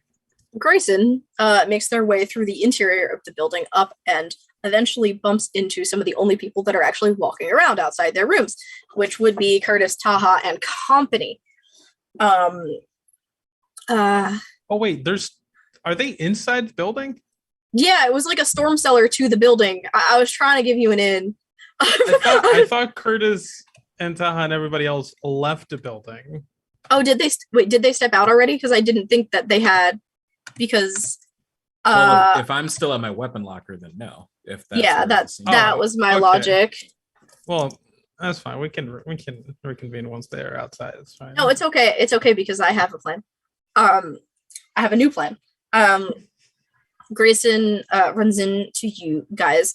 You're as a group, and they go, "Oh gods, you're the high mages. You are the high mages. You're the high mages. You're half of the high mages. Where are the other high mages? Why are the high mages wandering the halls? What? You're the one getting attacked. Yes." And then the Mage of Agriculture goes, oh, right, you were, and immediately steps back as, don't touch us. And Clara is like, what are you talking? Oh, and catches on. And Mage of the Arts says, "You come on, you can't all seriously be thinking that they're clearly fine." And they go, "Yeah, I am clearly fine. For now." Another one of them accuses, and it's clear that the bickering can happen in any amount of them, as it begins again. The Mage of Agriculture throughout this conversation has their arm extended with their sickle pointed towards Grayson so that they don't approach any closer and they can argue at will. Are they just like are now arguing amongst themselves? Yeah. And so they will peek, literally lean around the blob of them and look at you, Taha. So you're like, who are you? You normal? Yeah, I'm Taha Moonriver. I'm one of the members of the Dome. Sorry, the Department of Magical Emergencies. Yeah, good job with this one. Okay, that's valid. Are you all right? I'm fine, but my friend, my acquaintance, the person I was my coworker, I don't know. Raul just bolted. This woman pulled us in, which was really nice of her, because we were being too loud. Sorry if I'm talking too loud. And they lower their voice. I mean, it's over them. Right. But they bolted back out again because city of people to save, blah blah blah. They have. Sorry, I'm getting murdered. The final boss. Yeah, it's her. I'm back. I pet her. Because people in the city to say blah blah blah, it was like really noble, and that this is their sword, and I feel like I should go back out there now. But I don't know how to use this. I only use these, and they like pull at their like potion belt, like exclusively. There's more of them, like a few Of the people. The crickety crackety. The crickety crackety. His neck went. Okay. Which direction were they going in? Out. Okay, great. I'll kind of like look over at Curtis. Does it sound like anything you've ever heard of before? Have I heard of the crickety cracketies before in my famous schooling? This is gonna be, when the zombie movie doesn't call them zombies ever and just comes up with the name, and this is theirs. Yeah, I that is something that I said in the thought that they are so frazzled that I don't even know if this is a role. Nothing like this is supposed to exist. Mm-hmm. I mean, magic can, like revive people, right? In this world, I would assume as such. Very, very powerful magic. Mm-hmm. There are powerful resurrection magics, but a magic, doesn't. And very powerful. And if there's more of them,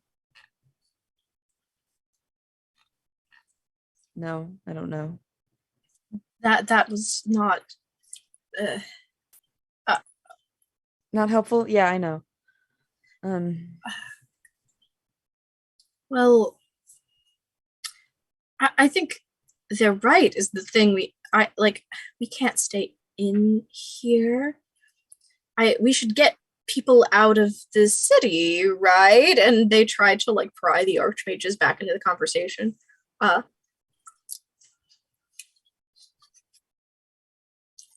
mean, if we get them in the city, there are more buildings that can protect people. In the jungle. So we need to get everybody in the buildings. So we go to the roof. Okay. And they can yell? Well, they can unmagic the communications, but I can yell pretty loud.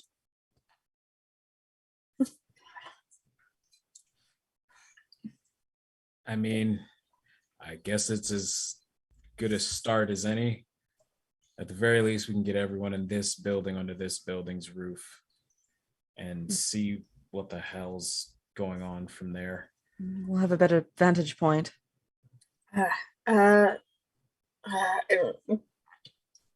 They've finally kind of started to listen again to the more rational people in this situation for once. I believe they are correct, though I'm not sure yelling is the answer. Notices might be. There's the big window near the gardens.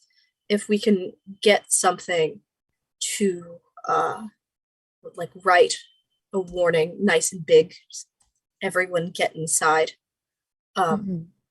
The word of mouth might save a lot of people.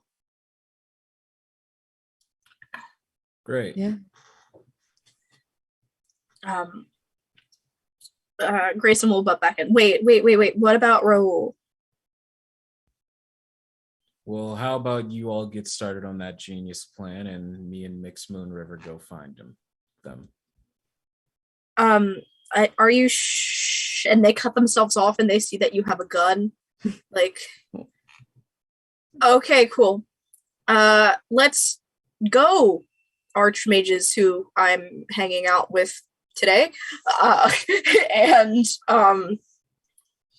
it is time to get started for them. If the two of you head outside, how far might they be from Rule? Not very far at all. I do that to myself all the time. They're pulling as many people as they can into the closest buildings they can get them to.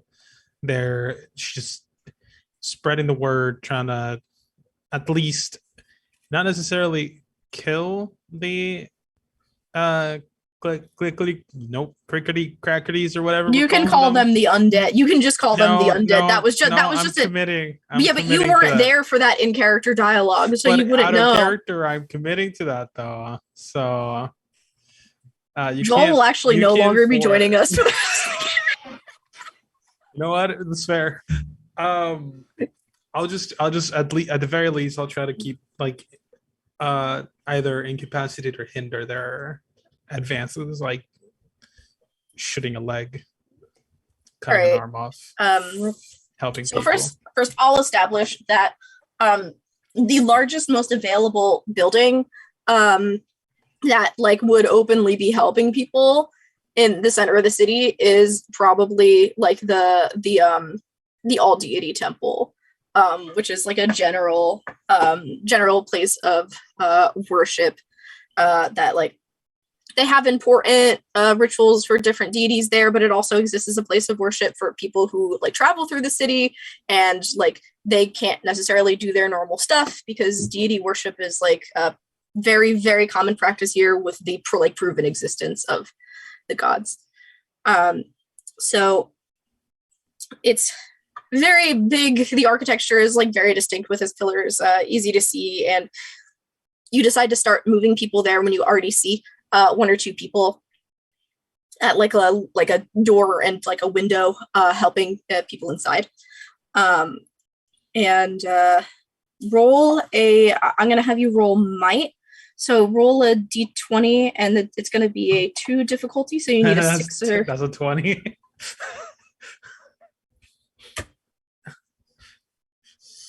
All right. I so can re-roll if there's... This is for the record. I don't know what to do with might though. What am I supposed to add something? You don't have to do anything. You rolled you rolled a crit. So okay. I'm gonna give you that extra again. So there's a sort of like vengeance that kind of comes with the internal shame of missing that first shot. Like, how did I miss that? It was so close. It's gotta be an accident. It just twitched the wrong time. There is a fire within you that is just like making you shoot better. You pass 3 of these things, these undead, on your way to the temple. Because of your high roll, I'd say that you are guiding a group of maybe 11 or 12 people right now behind you, and there's another person who happened to be armed who is taking up the back, covering your 6, as my dad would say. And you shoot every one of them. You shoot all 3 of the ones you see clean through the eyes. And you're moving too fast to stop and look if it kills them. But they definitely don't come any closer. They don't block your path quite exactly. And you get this first group. You get this first group to the church. And there is a frog folk at the door, and he is actually about your height, so it's a pleasant surprise. The door is kind of like wedged open with a bunch of like daily like schedule pamphlets underneath it, and he has been ushering people in.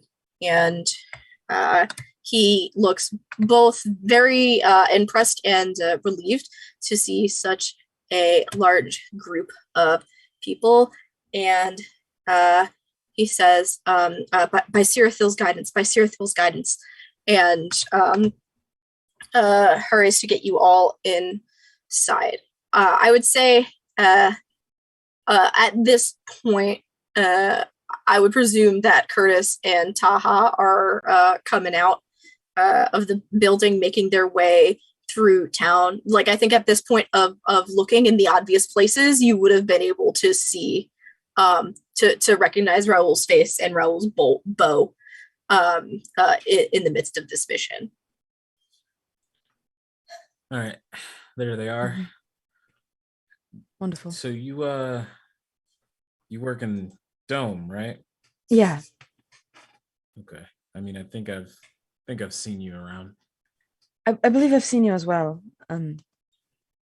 Yeah, our departments are supposed to have really good communication with each other, but really good communication in general. You would think at Dome we would have heard about literally any of this.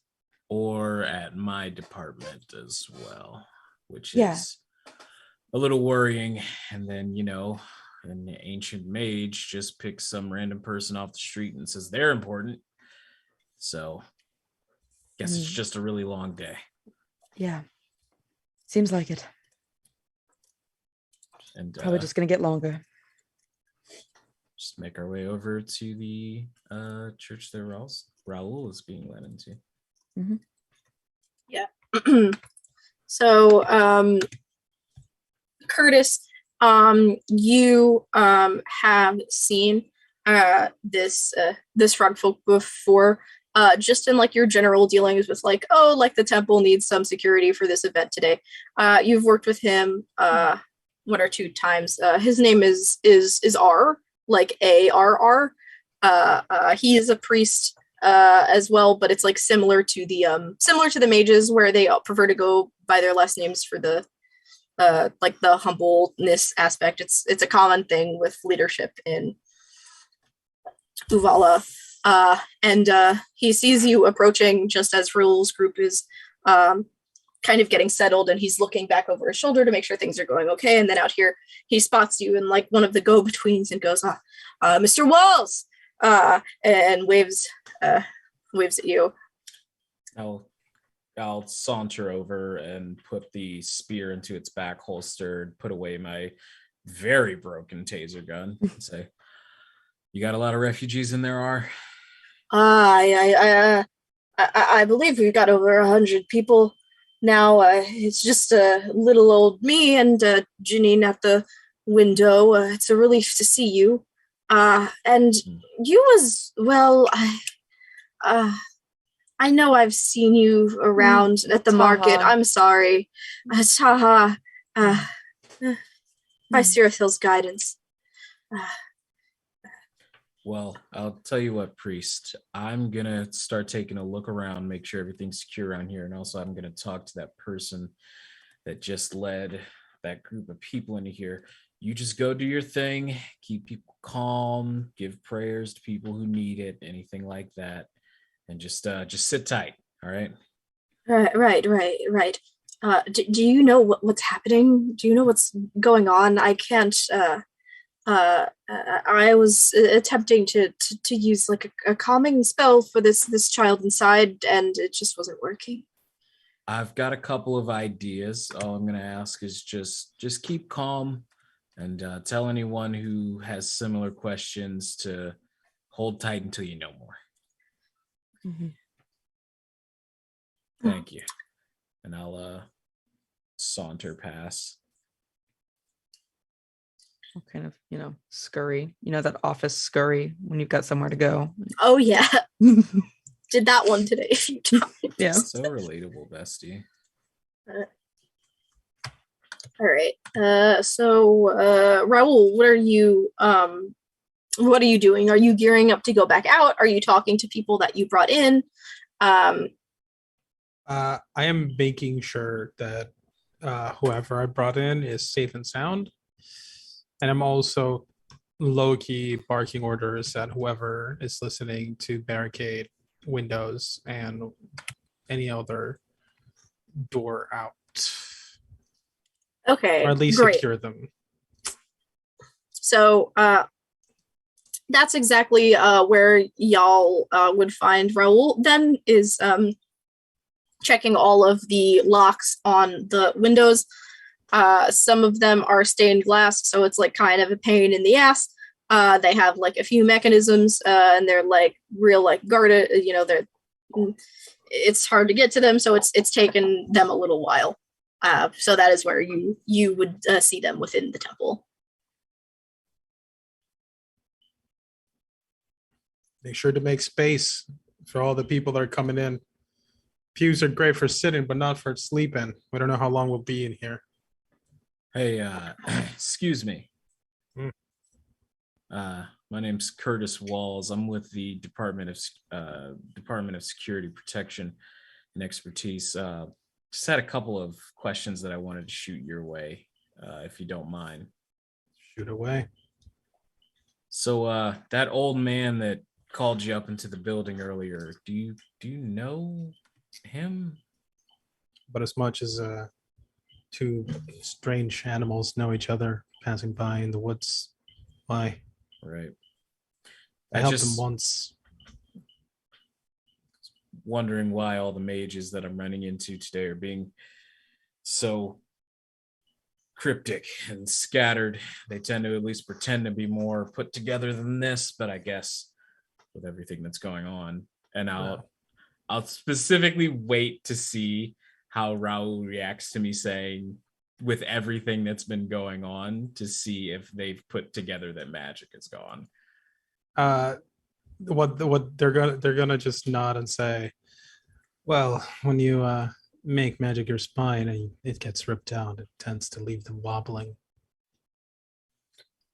Well, luckily there's some of us who can still stand on our own 2 feet, and you seem like one of those people, so I just wanted to drop a line of contact, try and keep in touch just in case this stuff goes very south. More so, you mean? If it can go further south. I'm hoping I'm wrong about that. That's both of us, buddy.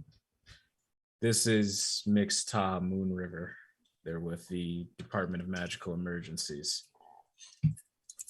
I'm one of the mages with the spine ripped out. Unfortunate. It happens. I mean, it doesn't, but it theoretically really could have. Doesn't. No. Yeah. So what's the what are the big wigs? What are they planning to do? They're planning on me coming up with a plan, from what I can tell. So They're Sounds just planning like on them. continuing to argue. At this point, you all hear the bells, which are ceremonial, on top of the Hall of Mages. Usually only rang like once or twice a year for like holiday BS. Are being rung very, very loudly. You hear bang, bang, bang, bang, bang. And you can't hear the yelling, but Curtis and Taha, you know that this is those enacting the plan to get on the roof, actually putting those words into action. So there's the ringing of the bells, a lull. The ringing of the bells, a lull. And unless you look outside, that's all I got for you right now. Who is stupid enough, I say as I rush the door to see what the fuck is going on now. You can see a flash of orange all the way on top of the Hall of Mages. And there is like a banner with like some like glass pens that they use. It's like glass pen paint written in like as big as letters as they could, like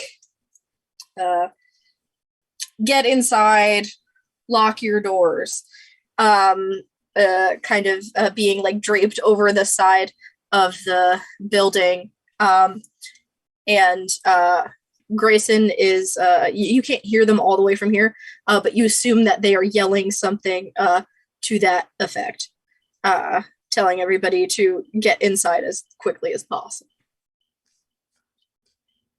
Idiot. Great. Sounds like their plan is just to tell people to hide. Which fair is a better plan than I expected them to have. It's a plan. I was expecting them to just sit around with their hands under their asses for most of the time. So that would be what they normally do, wouldn't it? I'm gonna go out on a long shot here. Have any of you two ever seen or heard of anything like this? Just in old stories. Yeah. What kind of old stories? The superstitious. I never thought they were real. My mom used to tell them to me to get me to sleep and obey type stories. Huh. What about you? Not much. Are you specifically talking about the people, the crickety crackities, or the magic aspect? I get the feeling that they're likely tied up in one another, but let's start with the... I mean, what I was kind of saying before in the hall, all of the magic couldn't have just gone. It had to go somewhere. And now there's all these dead walking around. What if somehow all the magic went from the living to them? That some cosmic shift happened and swapped the two.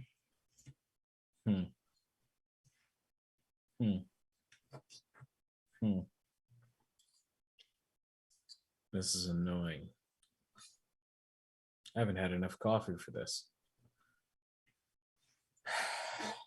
Okay, so let's say that something happened, and instead of being in the hands of the living, magic's now in the hands of the dead. That's not something that just happens on the third Friday of every month. So what could have triggered it? Maybe one of your magic leaders fucked with things they weren't supposed to fuck with. So that's usually what causes a lot of magical disasters. And generally, that's what my mind would jump to as well. But having spent more than enough time with them, those idiots are as lost as everyone else. So I don't disagree that it was likely a mage, but I don't think it was one of these 8. No.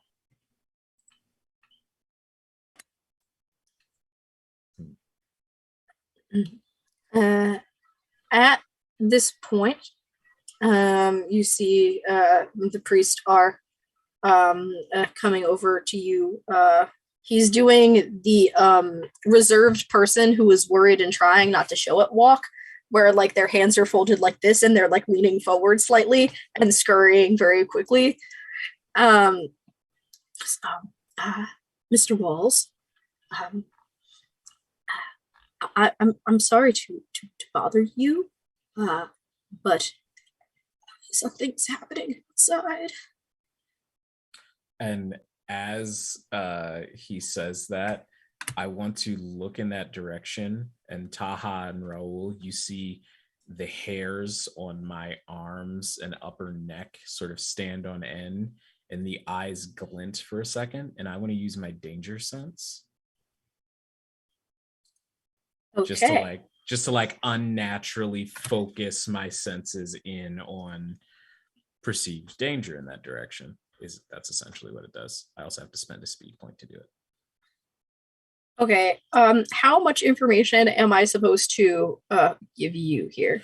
So it's not my senses are particularly focused, but they're still my senses. So like I can't see something that's invisible. I can't hear something that's at a pitch that I can't hear. They're still my senses. I can just essentially like throw them in a direction to try and sense any danger. Got you.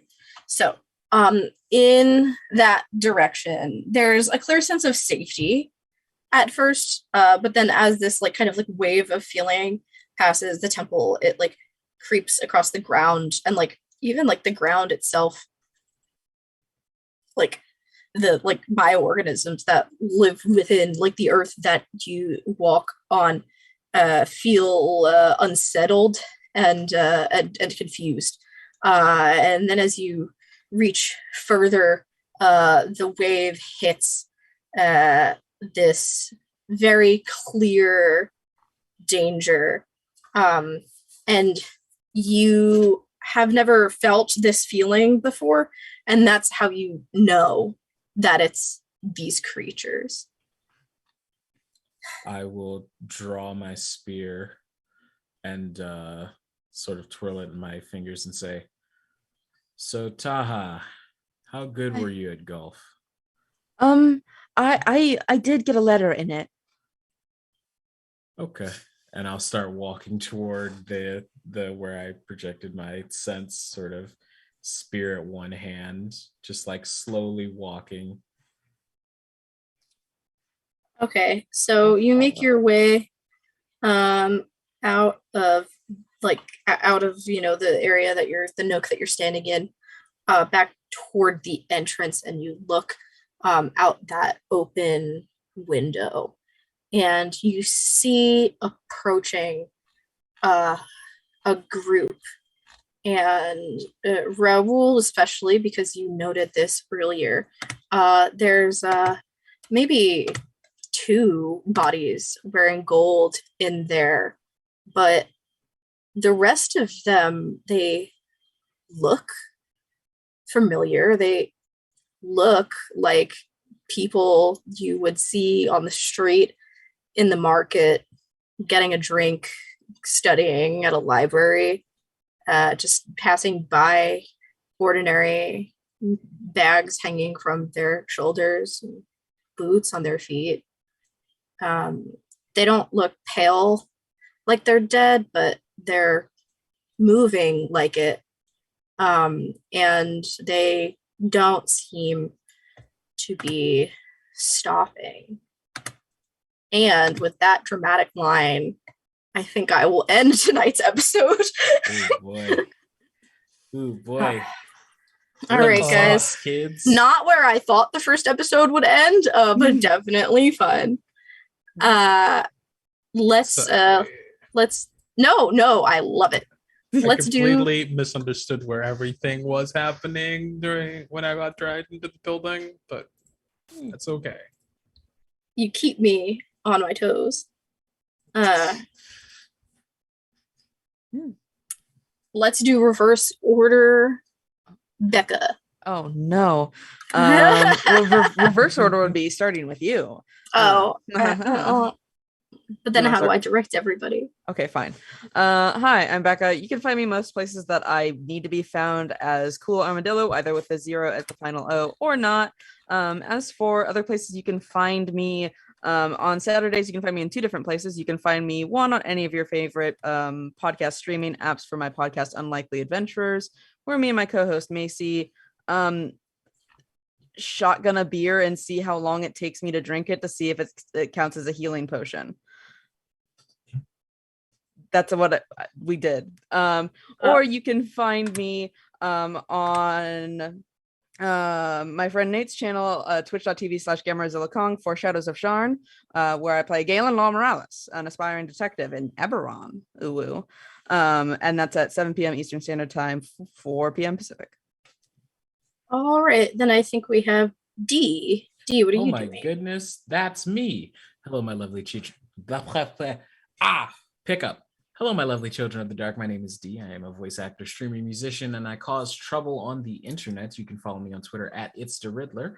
On Mondays, you can find me over on Neon Lights Roleplay every other Monday for the Kindred of Fog City, a Vampire the Masquerade 5th edition chronicle where I play DJ Green, who writes 90% of the music that comes in the music industry. And he's not a Toreador. On Tuesdays, every other Tuesday, in fact, you can catch me on my podcast Through Hollow Flames, which is a D&D 5e homebrew campaign that is available on all your favorite podcasting services. Obviously, for the next couple of Wednesdays, you can catch me here. On Fridays and every other Friday, you can catch me over on Gut Punch RP, where I play Lady Liliana Paltane, the Nightmare, in a D&D 5th edition campaign called Darkness Rising, run by the lovely Princess Lady Bro.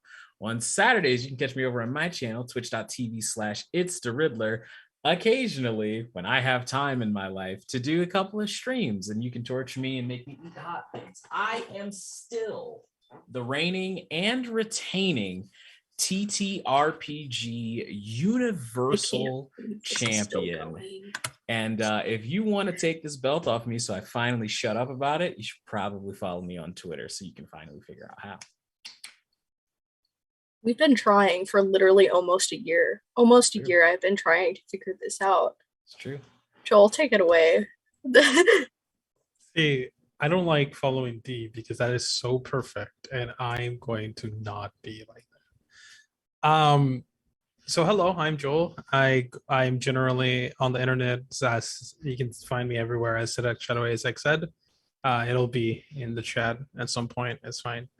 I'm around on Mondays. You can find me over on the Talking XP Twitch channel, which we're doing a Curse of Straw campaign called Ravenloft Misfits. I play a halfling wizard. There's a theme to my characters. Don't look too deep into it. It's fine. We recently had a very catastrophic moment in the campaign because, of course, it's Curse of Strahd. But it was a lot of fun. You should totally tune in. On Wednesdays, I'm here on TTRPG. It seems like it's just my destiny to be here on Wednesdays at this point. I was here previously, and now I'm here, and I would not be surprised if I'm also here after. But to be fair, it's no better place to be on Wednesdays. And then I'm trying to get back into doing my own personal gaming streams on my own personal Twitch stream. I have BioShock scheduled for Thursdays because I'm doing horror games, and by horror games I mean I started doing BioShock, and then I want to do I figured out how to play the original Ratchet and Clank, which I'm going to do on Sunday probably, because I freaking love that game. But that's me. You can find me on Twitter where I'll update on all these things.